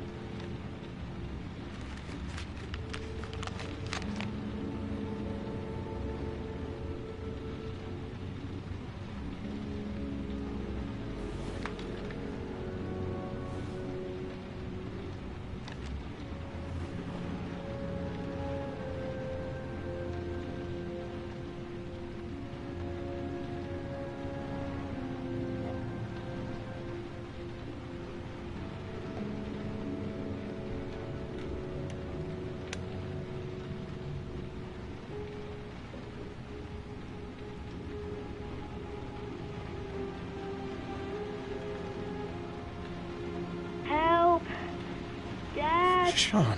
Where are you? I'm so cold. Dad! Dad!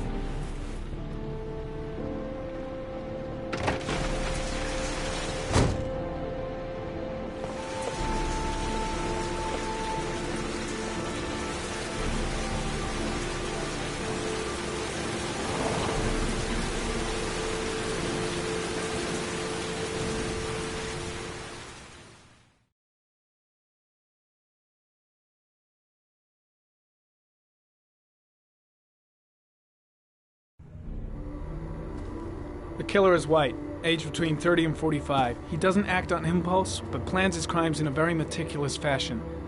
He doesn't have anything personal against the victims. That's why he covers their faces with mud, to make them anonymous. Why does he kill them if he doesn't have anything against them?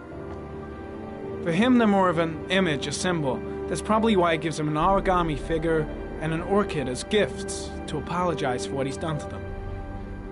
Very interesting. And where does all that get us? The best way of tracking a predator is to be familiar with his behavior. That may be true in novels, but there's a child's life at stake here. Continue, Jaden. Then I studied the geographical distribution of the murders. Generally, a killer commits his first murder near to where he lives, so he has a safe place to flee to if any complications arise. The more confident he becomes, the further he roams from his base. By analyzing the locations where the victims disappeared, I was able to isolate a zone where the killer might live. And what size is this, zone? For the moment, about 10 square miles. Oh, great. There must be 10,000 people live in that sort of area. You gonna question them one by one? The more clues we get, the more we can reduce the zone. We can then cross-check it with our list of suspects and identify the killer. One detail attracted my attention. The interval between the time when a victim disappears and the time when the body is found ranges from 3 to 5 days. But the rainfall is always at 6 inches, give or take 10%. What on earth does that mean? All the victims were drowned in rainwater. The killer kills only in the fall when there is plenty of rain. It could be that he puts them in some sort of well or tank that is open to the skies and that fills up with rainwater. The more it rains, the less time the victim has to live. So what's next? There are 2 suspects whose psychological profile might fit and can be connected to the comfort zone. I'd like to question them. God damn it. We're wasting our time with this bullshit. The killer's out there somewhere, and we gotta get off our asses and find him. The killer is no ordinary murderer. He is intelligent, organized, and methodical. You won't find him by patrolling the streets. Tell me, Agent Jaden, did you get your vast experience on the job, or did you just fucking read about it in some school book? I came here to find a killer. And that is exactly what I'm gonna do. With or without your help. Fucking asshole! That's enough! You said it took 6 inches of rainfall before the victim died. How much time do we have left? If the weather forecasts are right, less than 72 hours.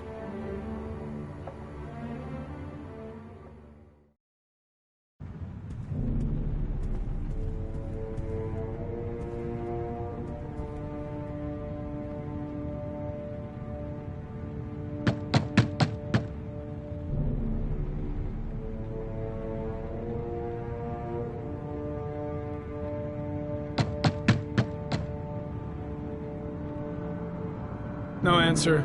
We waste our time coming here. Maybe we should have a little look inside anyway. There's nobody home.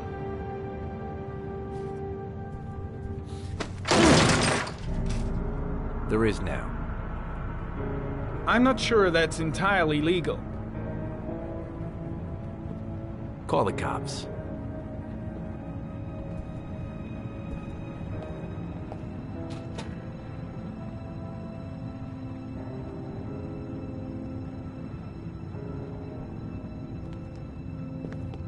Looks like Nathaniel Williams is a pretty religious guy. He's a God-fearing idiot, waiting for the end of the world. We questioned him a few months back because he was causing a disturbance in the park. He was ranting and raving. Said he heard voices.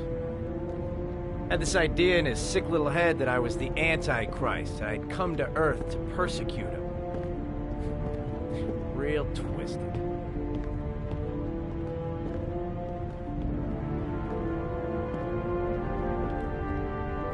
It's stifling in here. Those windows haven't been opened in years.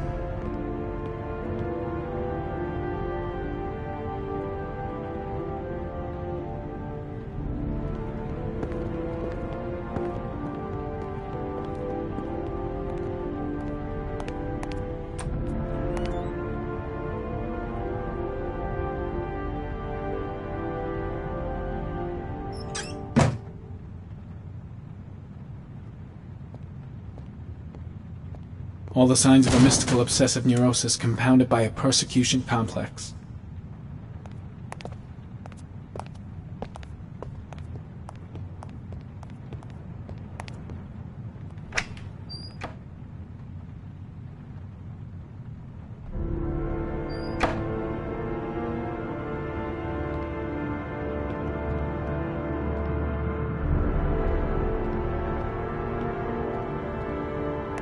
You don't have to be a profiler to see he's not a killer. We're wasting our time here.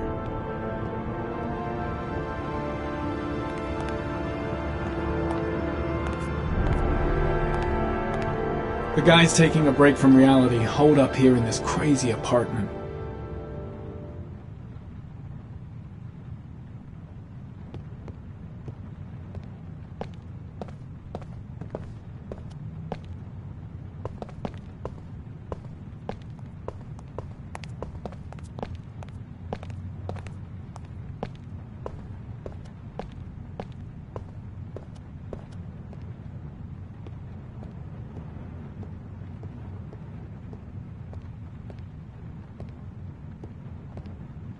The walls are covered with writing. Quotations from the Bible.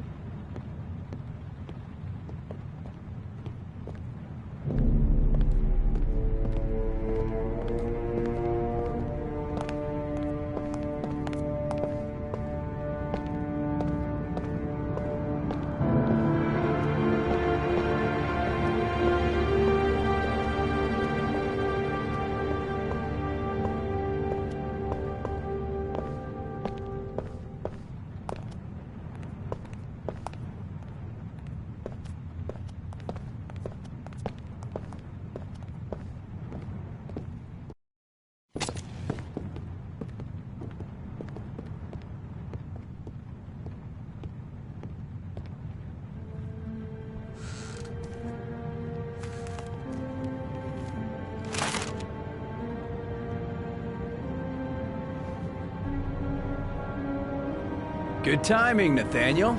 Just the man we're looking for. Angels and ministers of grace defend us. I'm Agent Norman Jaden, FBI. I'd like to ask you a few questions. As God is my witness, I haven't done anything. I'm innocent. Relax. Nobody's accusing you of anything. We just want to talk. Why all the crucifixes? You afraid of something? The hour is nigh, and the wrath of God shall strike men down. I'm preparing for the end of the world. Where do you work, Nathaniel? You have a job? My sole occupation is praying to the all-merciful Lord for the salvation of humanity. Nathaniel, do you remember where you were last Tuesday at 4:30 p.m.? Here? I was here. I was praying. All day. Was there anybody with you? No. No, I was alone. What about the voices, Nathaniel? Do you still hear the voices?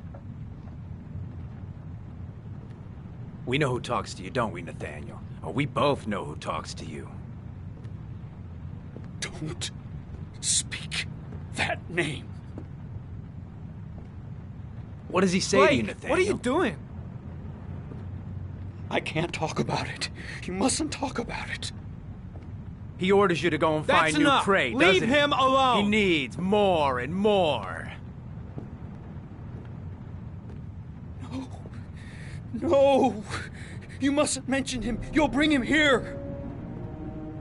He told you to go and find that kid in the park. The voices tormented you all night long. You wanted them to stop, didn't you, Nathaniel? Stop! Stop! That's enough! So you obeyed them to make them stop. You took that boy with you and you drowned him. Isn't that right? Oh, Carter, shit! No! Are you out of your mind? Stop! Stop! You killed them, didn't you, Nathaniel? Are you gonna confess, you bastard? You are the Antichrist. Put down the gun, I shall Nathaniel. dispatch you to your father in hell. He is the son of Satan. He was sent to earth to destroy us. For Christ's sake, shoot! Calm down, Nathaniel. Nobody here wants to hurt you. Put the gun down. Keep calm. Everything is gonna be fine, Nathaniel. Demon, you shall regret confronting the emissary of the Lord. You shall know divine power. I'm here to help you, Nathaniel. To get rid of the voices in your head, but you have to trust me. Christ all-powerful, defend us in our battle with the forces of evil. Protect us from the cunning and wiles of the demon. May God Almighty manifest the power of His empire, and may divine power cast Satan and all the other spirits that prowl the world in search of souls into the darkest depths of hell. Now gently put the gun down on the floor. Back away, slowly.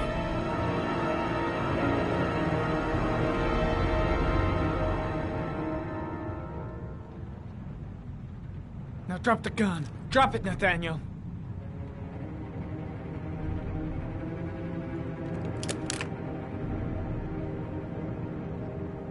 Put your hands on your head. Turn around.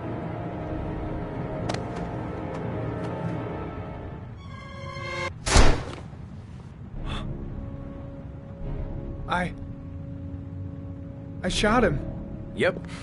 Looks like you did. It was only a crucifix.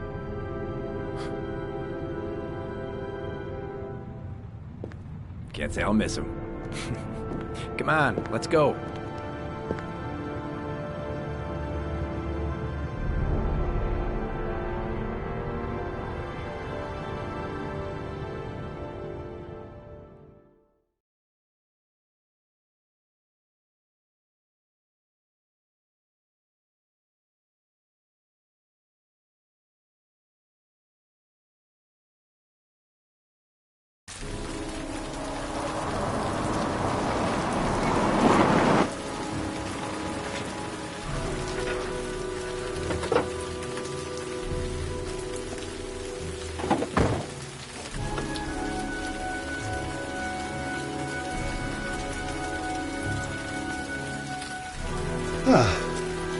Asthma free for the moment, beloved. Good old inhaler in my pocket, just in case. Susan Bowles, mother of the origami killer's latest victim. Maybe she knows something about the circumstances surrounding her son's death.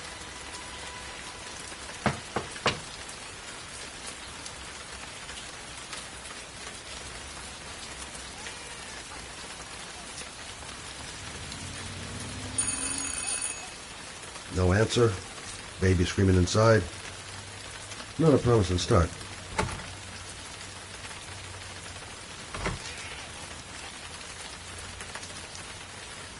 I should have a look around. There should be another way to get in. Baby screaming and no answers? Don't like the look of this.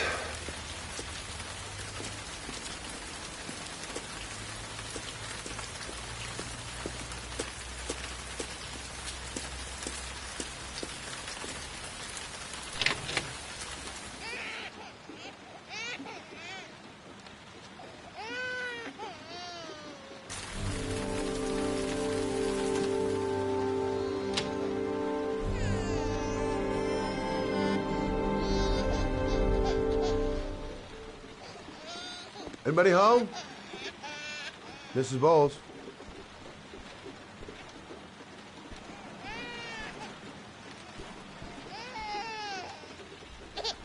Hello, little cutie. Oh, you looking for your mama?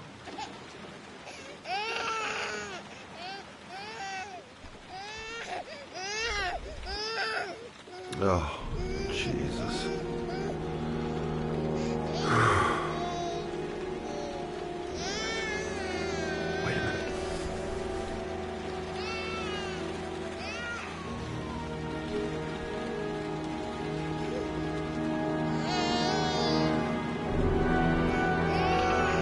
hang on, baby. First, I gotta find Mama. This letter. Holy fuck. I hope she hasn't...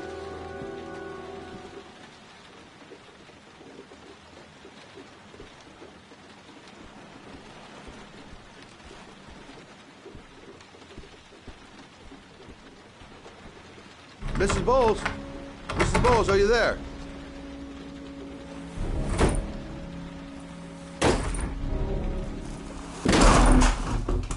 Oh, shit.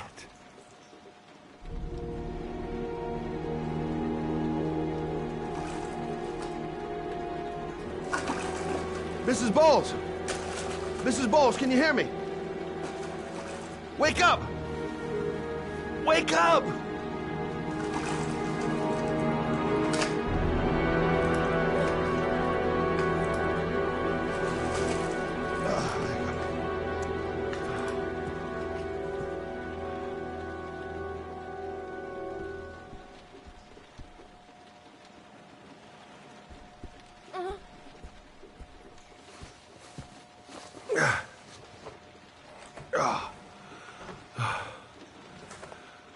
I'm gonna call an ambulance. No, I don't want to go to the hospital. Please. Okay. You got something around here I can dress this wound with? Yeah, I think so. Okay, don't move. I'll be right back.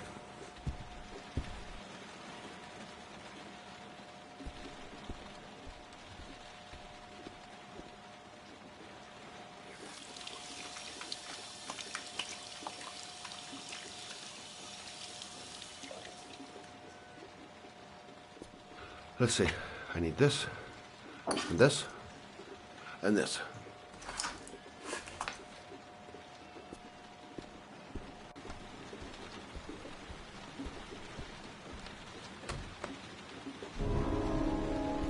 I'm here for you, Susan.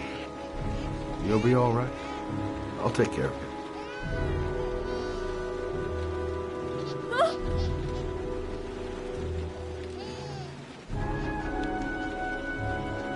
Stay with me, Susan. Susan, do you hear me? Susan, stay with me. Can you hear me? Stay with me. Okay, come on.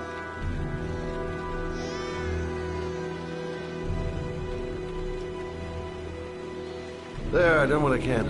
That should stop the bleeding. Well, luckily the wounds aren't too deep. Hey, how are you feeling? You okay? My baby. My baby needs me. Right. You stay there. I'll take care of the baby. Okay? Do you know what to do? With a baby, I mean. I'm a private eye. There's nothing I can't do. Her name is Emily. Gotcha. I was a private eye when I walked in here, and now I'm a babysitter. Go figure. Mommy will live for now. Let's see how Junior's doing.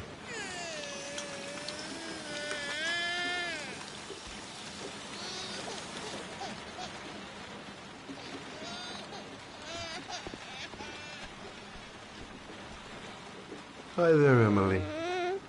So, what seems to be the problem, huh? Oh! Going by the smell, I got a pretty good idea.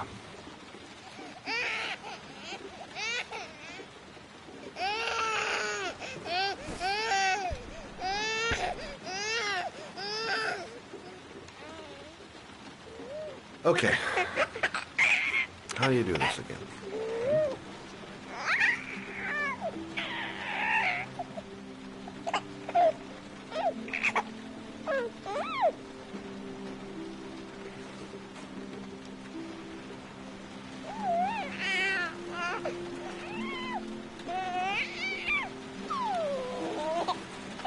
There you go, fresh new baby. That should feel better. Right, Emily?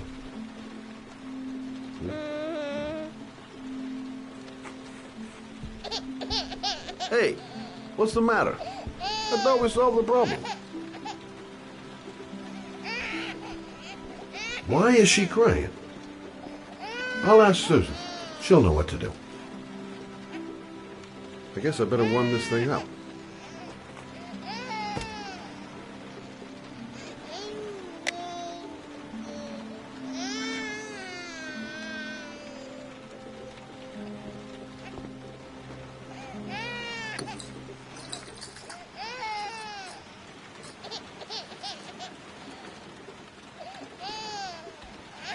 Maybe she's hungry.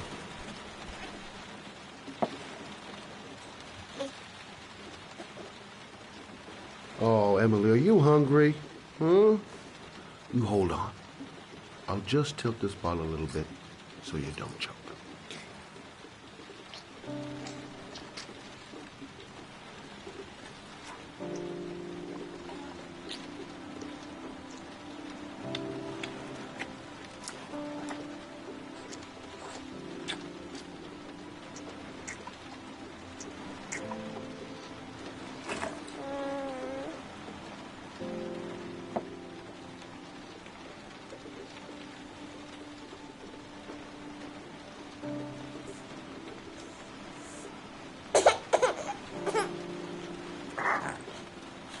Oh, good job, Emily.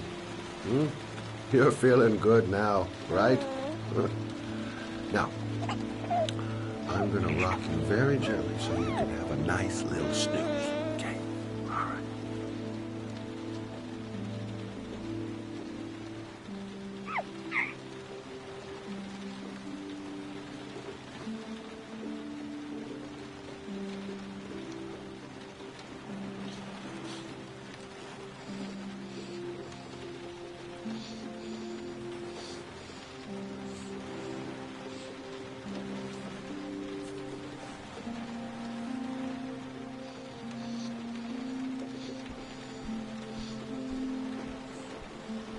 Right.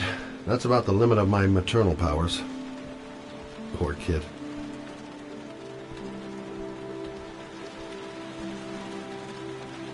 Thanks for looking after my baby. I didn't want to leave her. I just couldn't cope anymore. Just not having Jeremy around. He was such a good boy. Can't understand why anyone would want to hurt him. Do you take care of this baby on your own? Doesn't Jeremy's father live with you anymore? He disappeared. The day after Jeremy. I don't know what happened to him.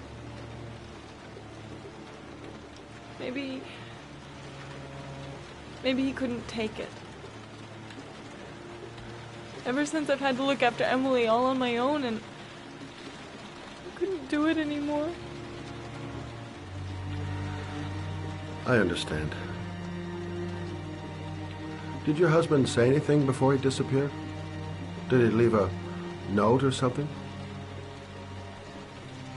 No.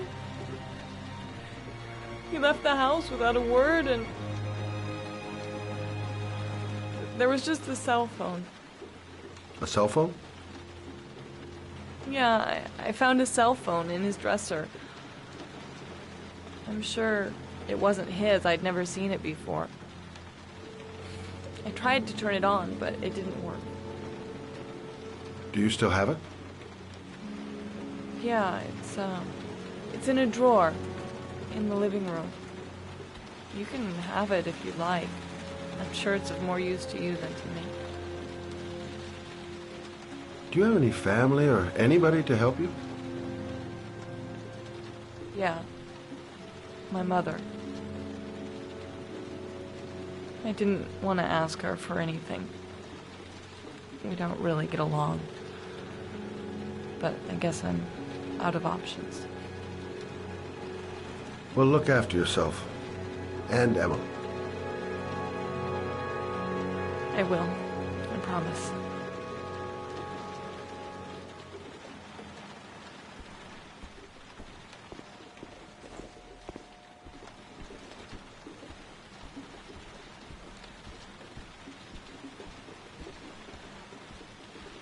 In a drawer in the living room.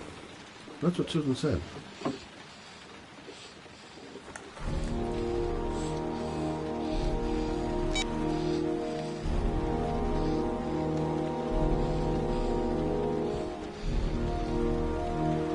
Good luck, Emily. You take care of your mama.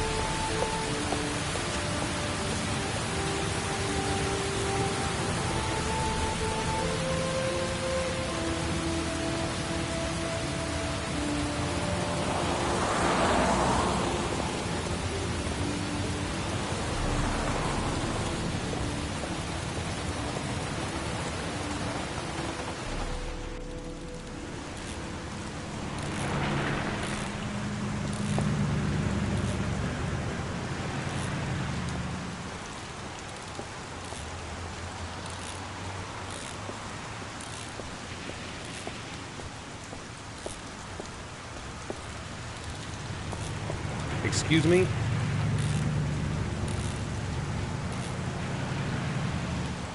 Hey! Oh! Huh. Sorry. Didn't see you. What can I do you for?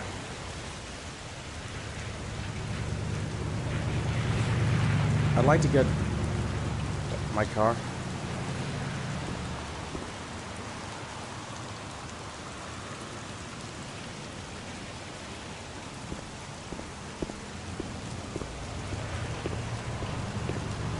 Hey, you're a pretty patient guy, you are. That car's been there for 2 years. We took it out for a drive every month and checked the tires and batteries, just like you said. Here, it's the 3rd floor down. The service elevator is at the far end of it. Ah, you have yourself a good one, Chief.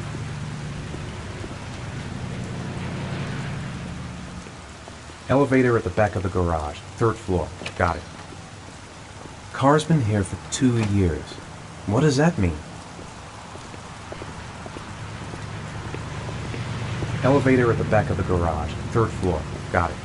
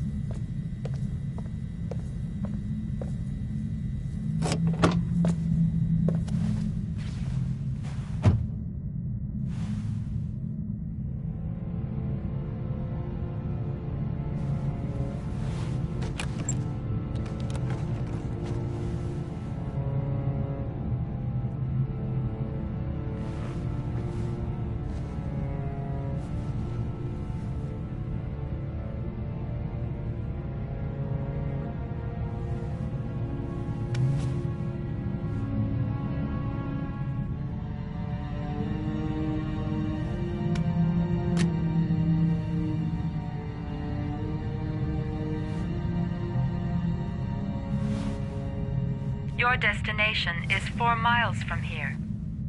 Leave the parking lot and take the first right.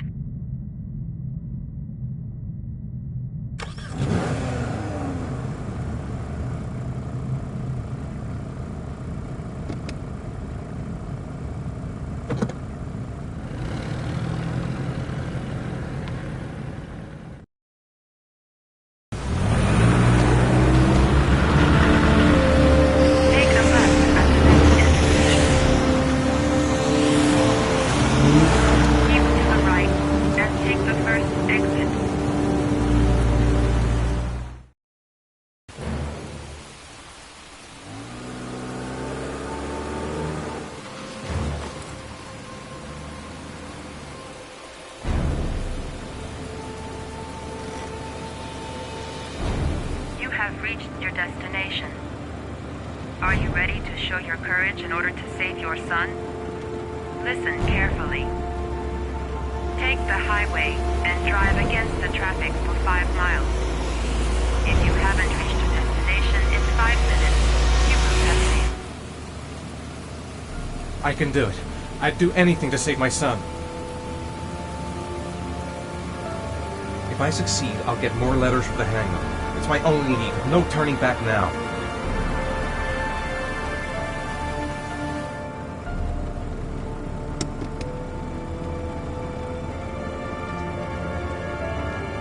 I've got to do it.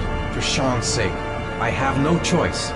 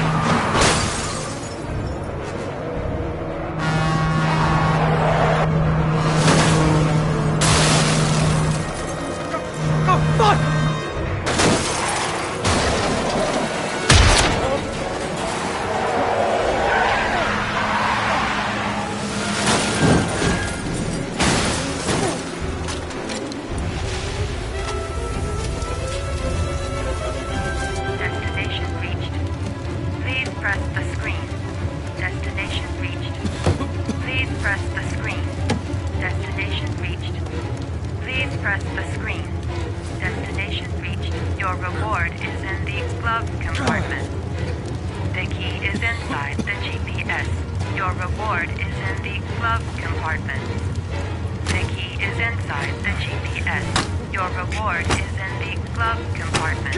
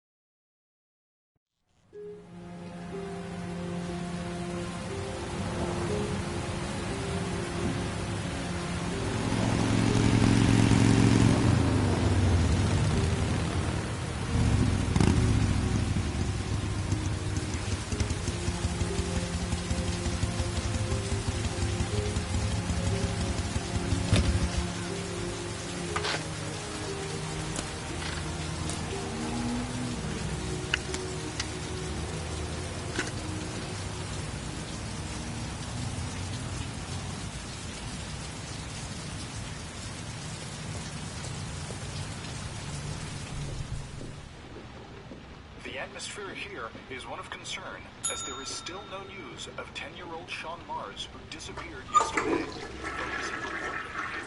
Police are now treating this as another kidnapping by the origami killer. If this information is confirmed, he may still be alive. Hello there, sweetheart.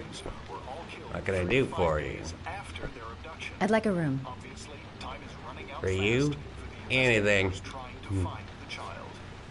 Feeling the register.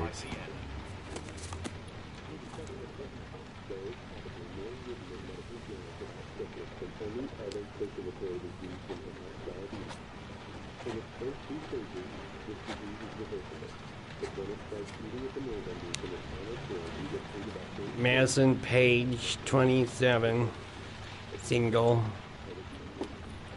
How long will you be staying with us, Ms. Page? I don't know yet. Room 201. Last floor, stairs on the right, in the courtyard. Thanks. The pleasure was all mine. That's for sure.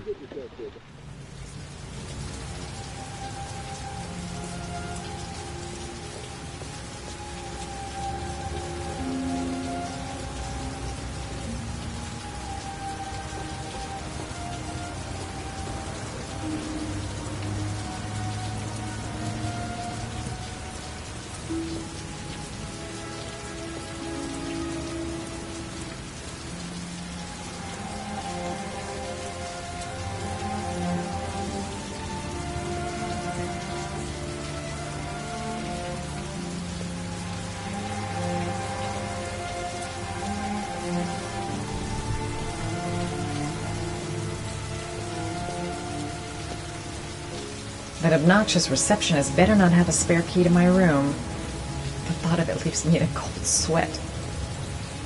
Room 201. Stairs on the right, last floor.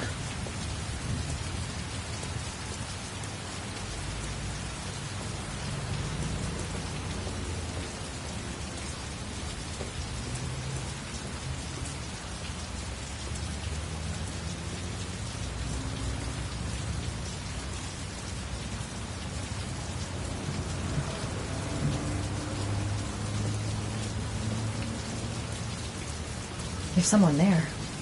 Is he wounded?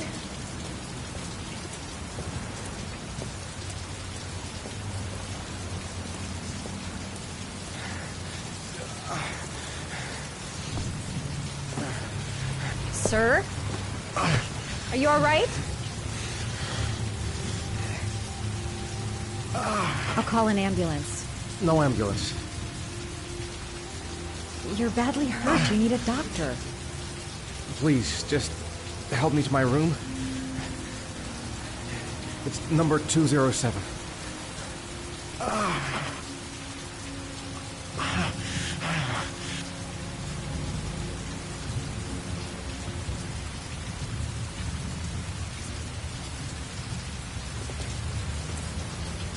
He's really out of it. What the hell happened to him? Have you got the key?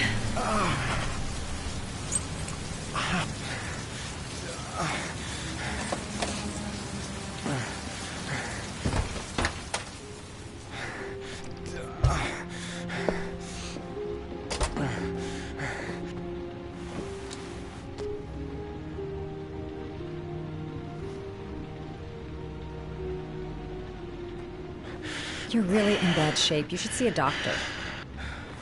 Must have one, maybe two broken ribs. It's not fatal.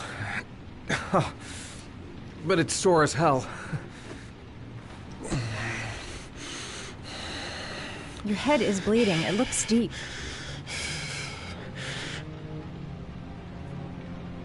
Medicine. There's bound to be a medicine cabinet in the bathroom.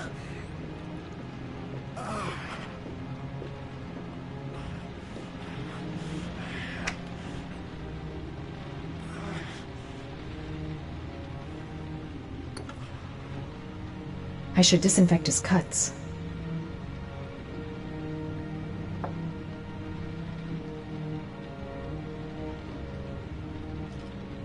Paracetamol painkiller. Administer in cases of intense pain. Do not take more than one pill every 24 hours. Necophren 100 antibiotics. Administer to combat infection. Paraphenol anti-fever. Administer only in cases of high fever.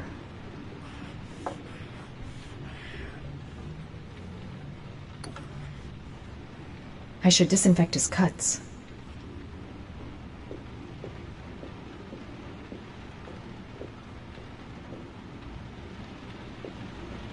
I'm going to disinfect your wound.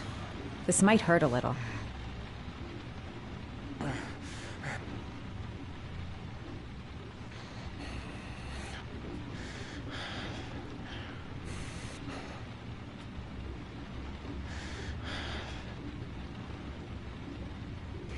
There. At least it won't get infected. Thanks.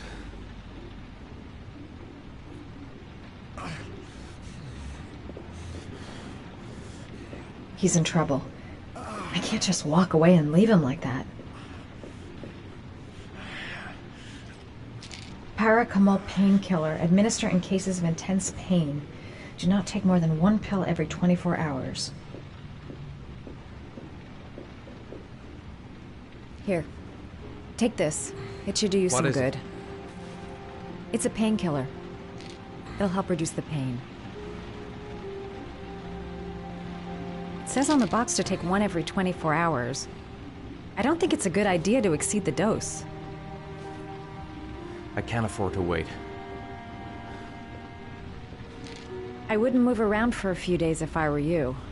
I'm gonna take a shower. Let me help you.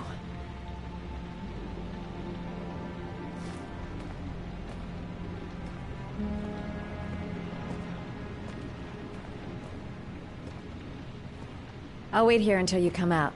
Let me know if you need anything.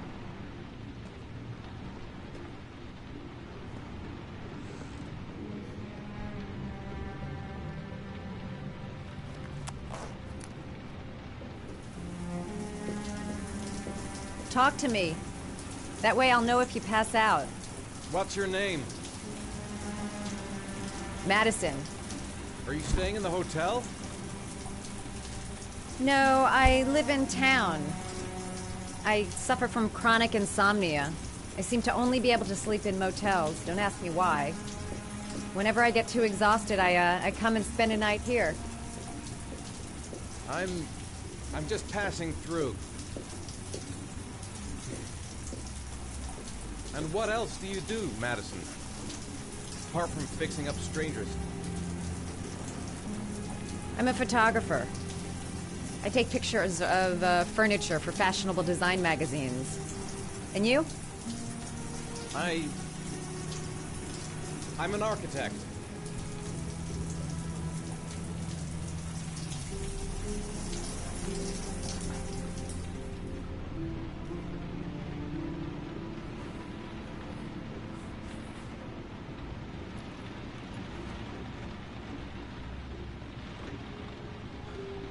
Thanks for staying. I feel a lot better now.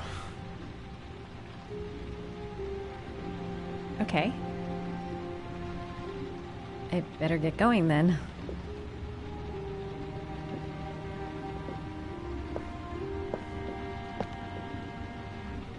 By the way, you never told me your name. Ethan.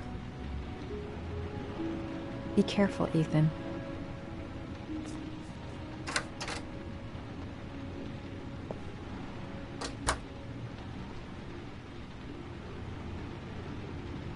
I don't have much time. I've got to find my son before it's too late.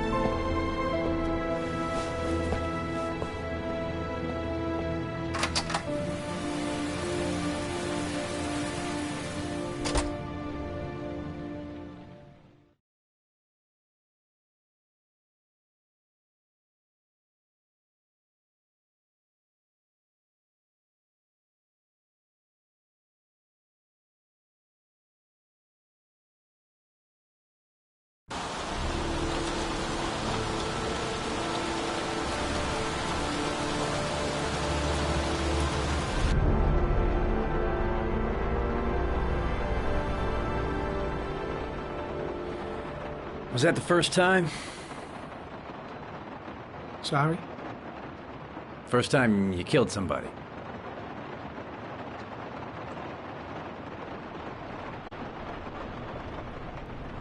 It always does something to you the first time. Then you get used to it.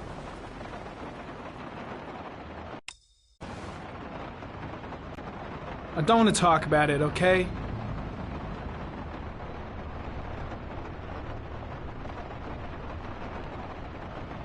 That's him.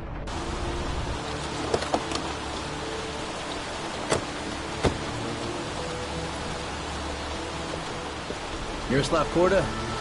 Yeah? Lieutenant Carter Blake, I'd like to ask you some questions.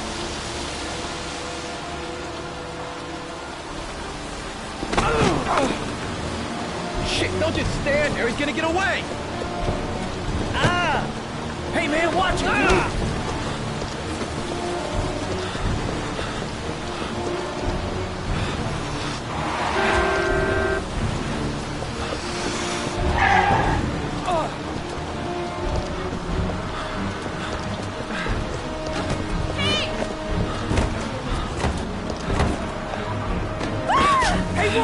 man! Whoa!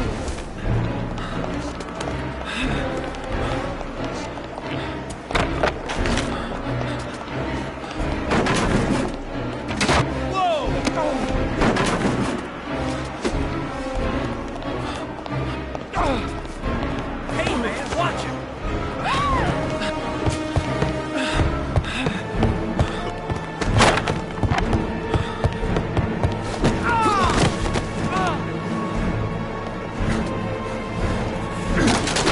Hey, man, what's your problem?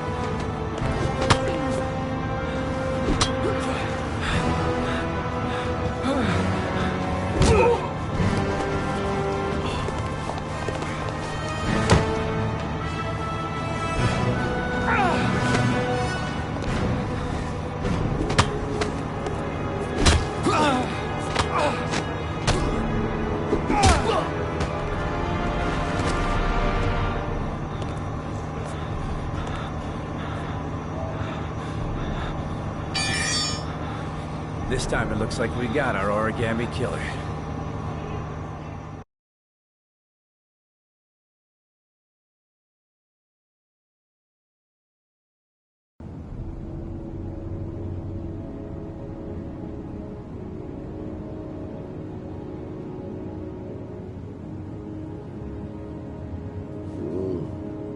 No.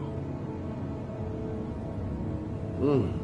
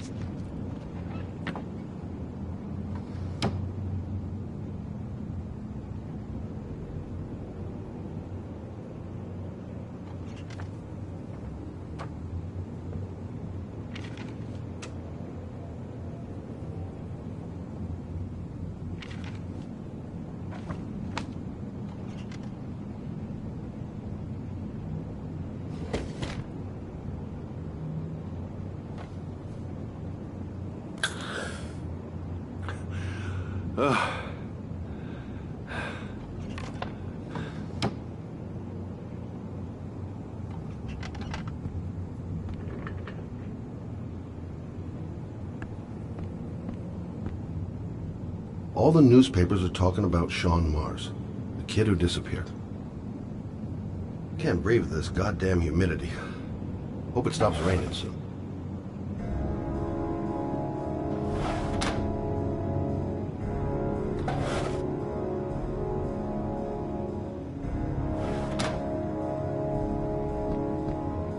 I needed the rest. I haven't been sleeping well since the murder started up again. I've seen the parents of all the victims. And all I've come up with is this telephone and a box of origami figures.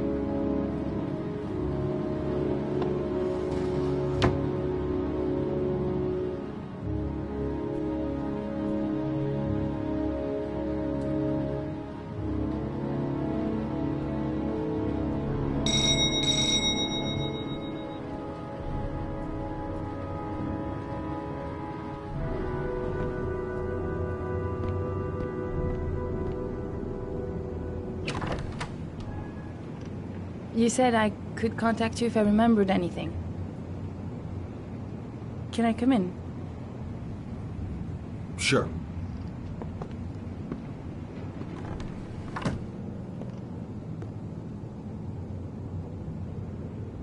You want a drink? Yes, glass of water, please. Take a seat, I'll get it.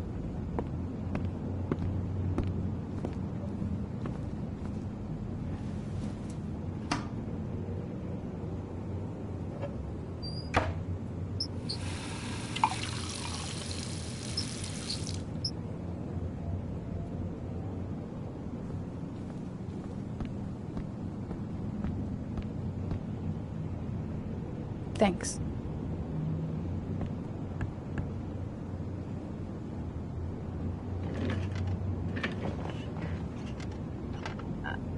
I just remembered something. Maybe it's not important, but a letter arrived in the mail the morning Johnny disappeared. A letter? What kind of a letter? It was addressed to Johnny's father. I don't know what was inside it, but he read it and then he left. That's the last time I saw him. And you think there's a connection between that letter and Johnny's death, is that it? You remember anything else about the letter? Well, I don't know why, but I kept the envelope.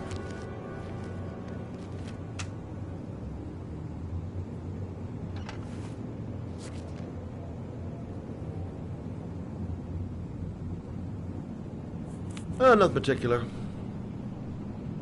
Except the address. The address? It was typed with an old typewriter. Could be a lead, you never know. Well, thanks for your help, Lauren. I'll let you know if it leads to anything. Wait, I can't just sit around and do nothing while you're out there looking for the man who killed my son. Ever since you came around, I've been thinking, and I want to come with you. Help you in your investigation? I'm sorry, Lauren, but that is out of the question. If you won't let me help you, I'm keeping the envelope. It's all or nothing. Listen, an investigation like this is dangerous, and I don't have time to play the bodyguard. How many clues have you got, Mr. Shelby? This envelope. Maybe your only link to the killer. I understand. It was a stupid idea. Sorry for wasting your time, Mr. Shelby. Wait. You're really something special, Lauren. I'll give you that. I'm just a mother. A mother who wants to find out who killed her son. Are we partners?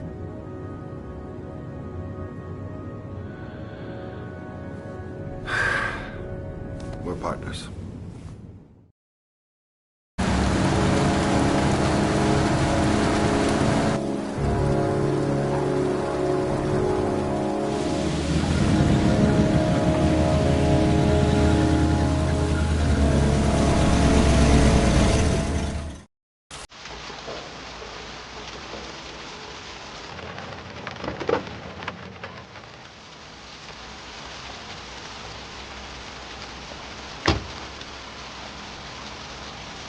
Maybe you better stay in the car. Partners, remember? Wherever you go, I go.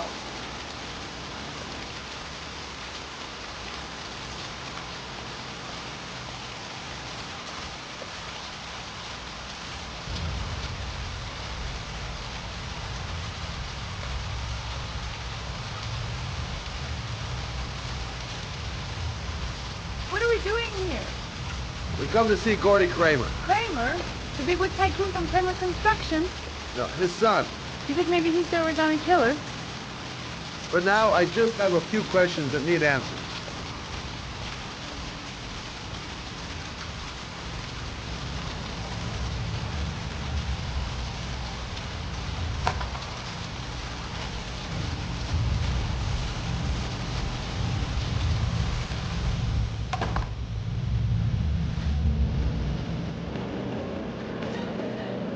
What a joint! Kramer must be loaded. What do you think he paid for all this shiny crap? We'll discuss Kramer's decor another time. Are we gonna be here long? This place gives me the creeps. I'm gonna go find Gordy Kramer. You stay here till I come back. Okay? Okay. Let me know if you need me.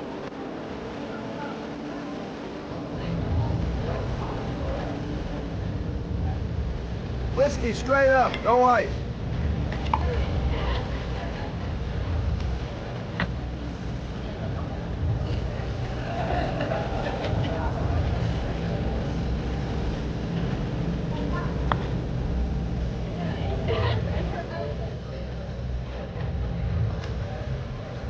Hi! Great party, huh?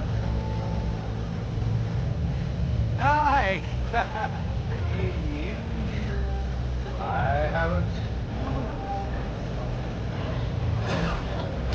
Well, let's get better acquainted, pal. Oh, you're my kind of guy. I like you. My friend. Maybe this job does have its perks. Now I got me a new friend.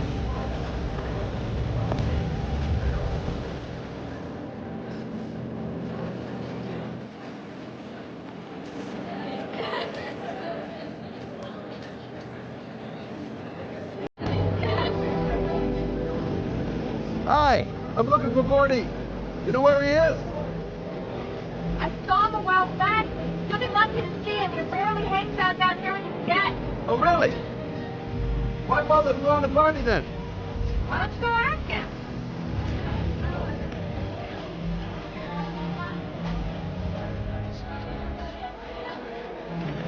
Hi, I'd like to see Gordy. Gordy hasn't seen anyone. Beat it.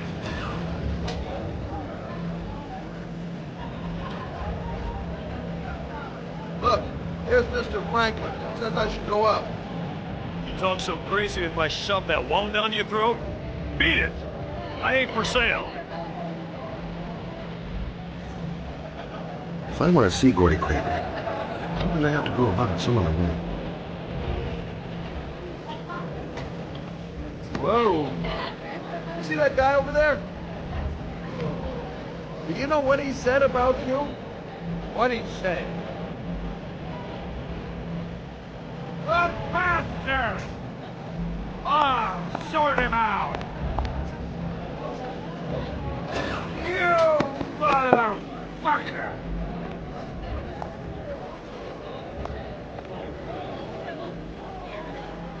Were you talking about my mother, you big monkey in a cheap suit? You're thinking, oh, you're a big man, I'm a bigger man. Ah, you know. Hey, hey. Ooh, monkey. I'm talking to you, big A. What are you saying about my mother? No, you get wild with me, my friend. And you know who I am?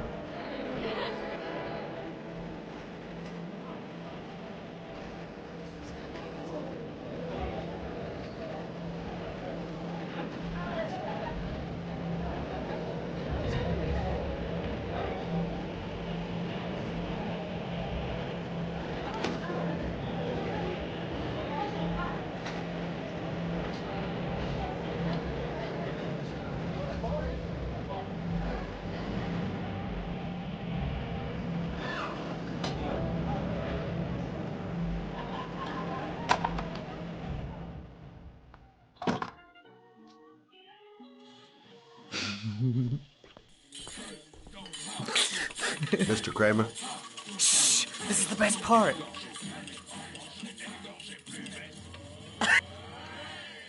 My name is Scott Shelby. I'm a private detective. I'm investigating the case of the origami killer. I'd like to ask you a few questions.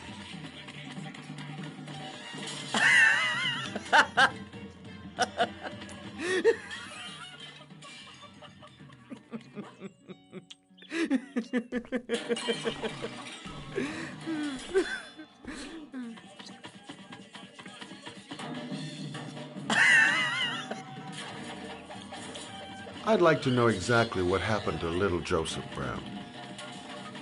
Beat it! You hear me? Get the hell out of here!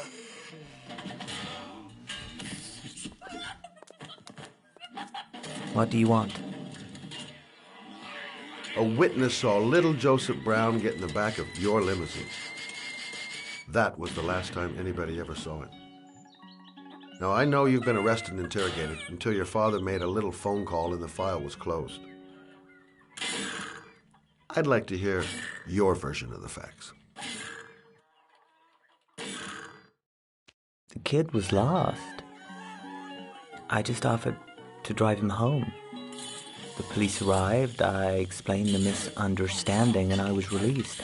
End of story. Nothing to get excited about, right?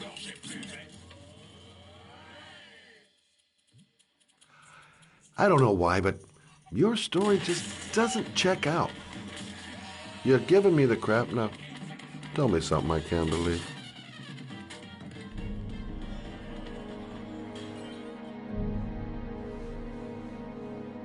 Very well. I'm the origami killer. I get my victims into my car. I drown them in rainwater. Then I dump them on a wasteland with an origami figure in one hand and an orchid on their chest. I do that because I'm bored, Mr. Shelby. And it's a creative and entertaining way of having fun. Is that good enough for you? Or do you want more? This interview is over. Get rid of this clown!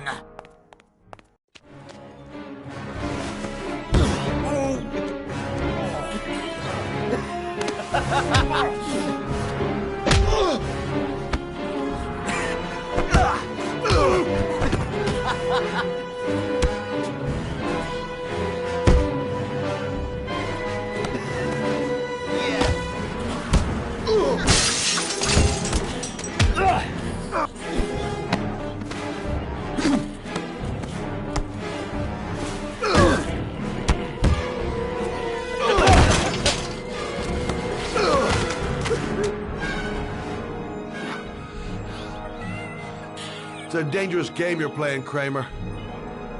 Do you know who my father is? He only has to lift one finger and you won't wake up tomorrow morning.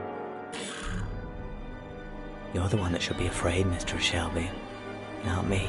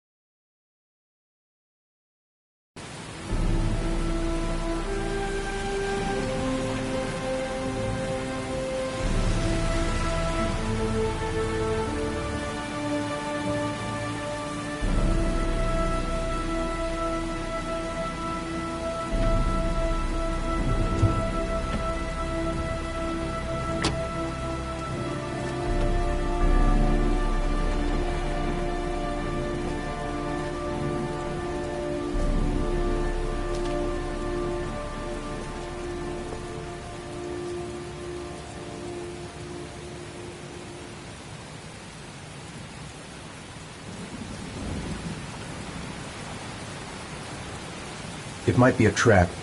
I'd better be careful. What the hell am I supposed to do here?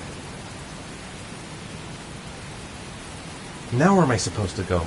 There must be a clue or something.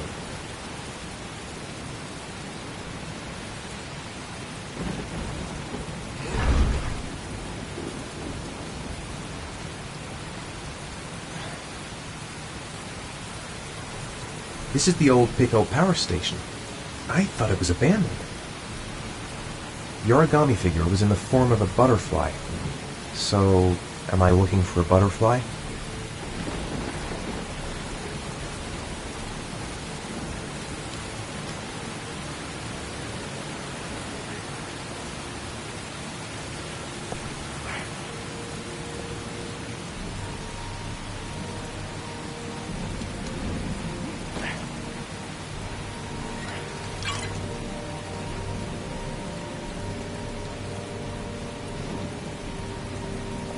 There's got to be a way into the building.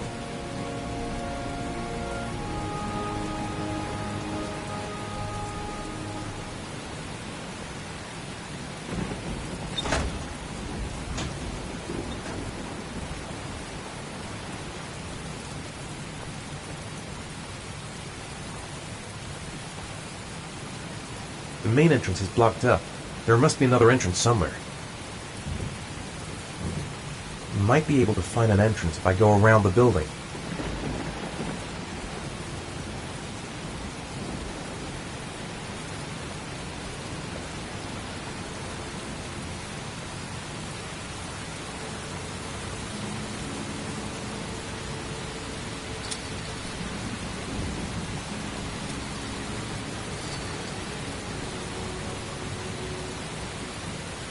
Barbed wire. There must be a way through.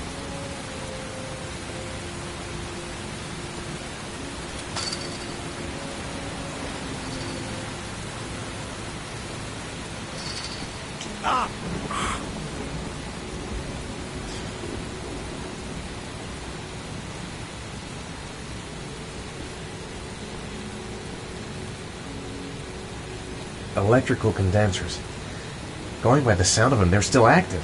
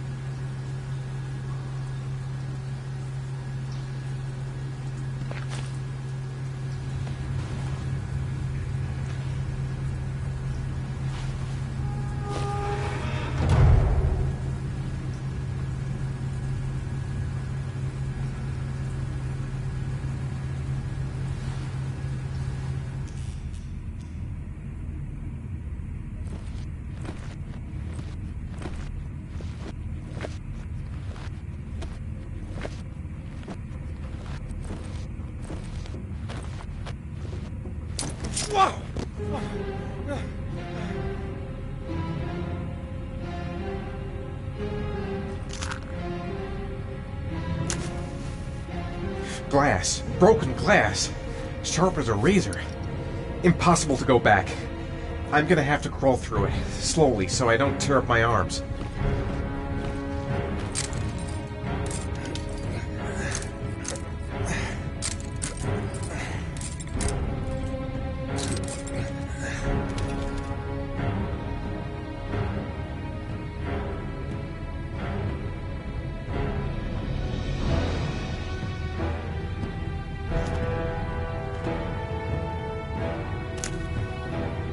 The match flame. It indicates where the fresh air comes from. All I have to do is follow the wind.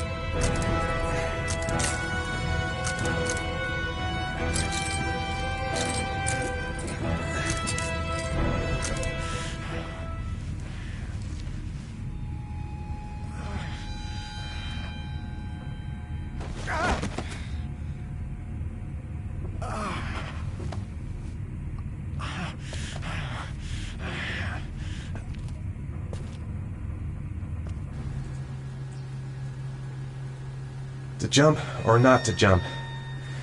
Fuck that. Whatever, I don't really have a choice.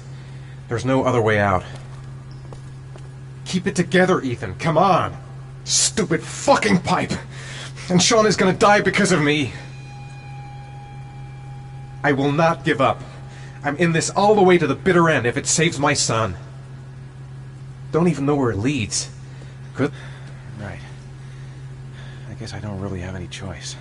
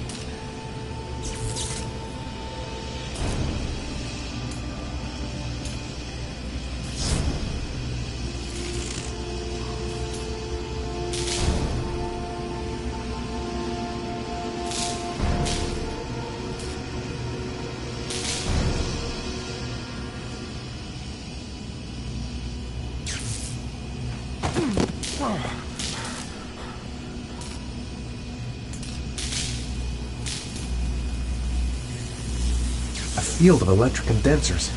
I've got to go through them to reach that butterfly.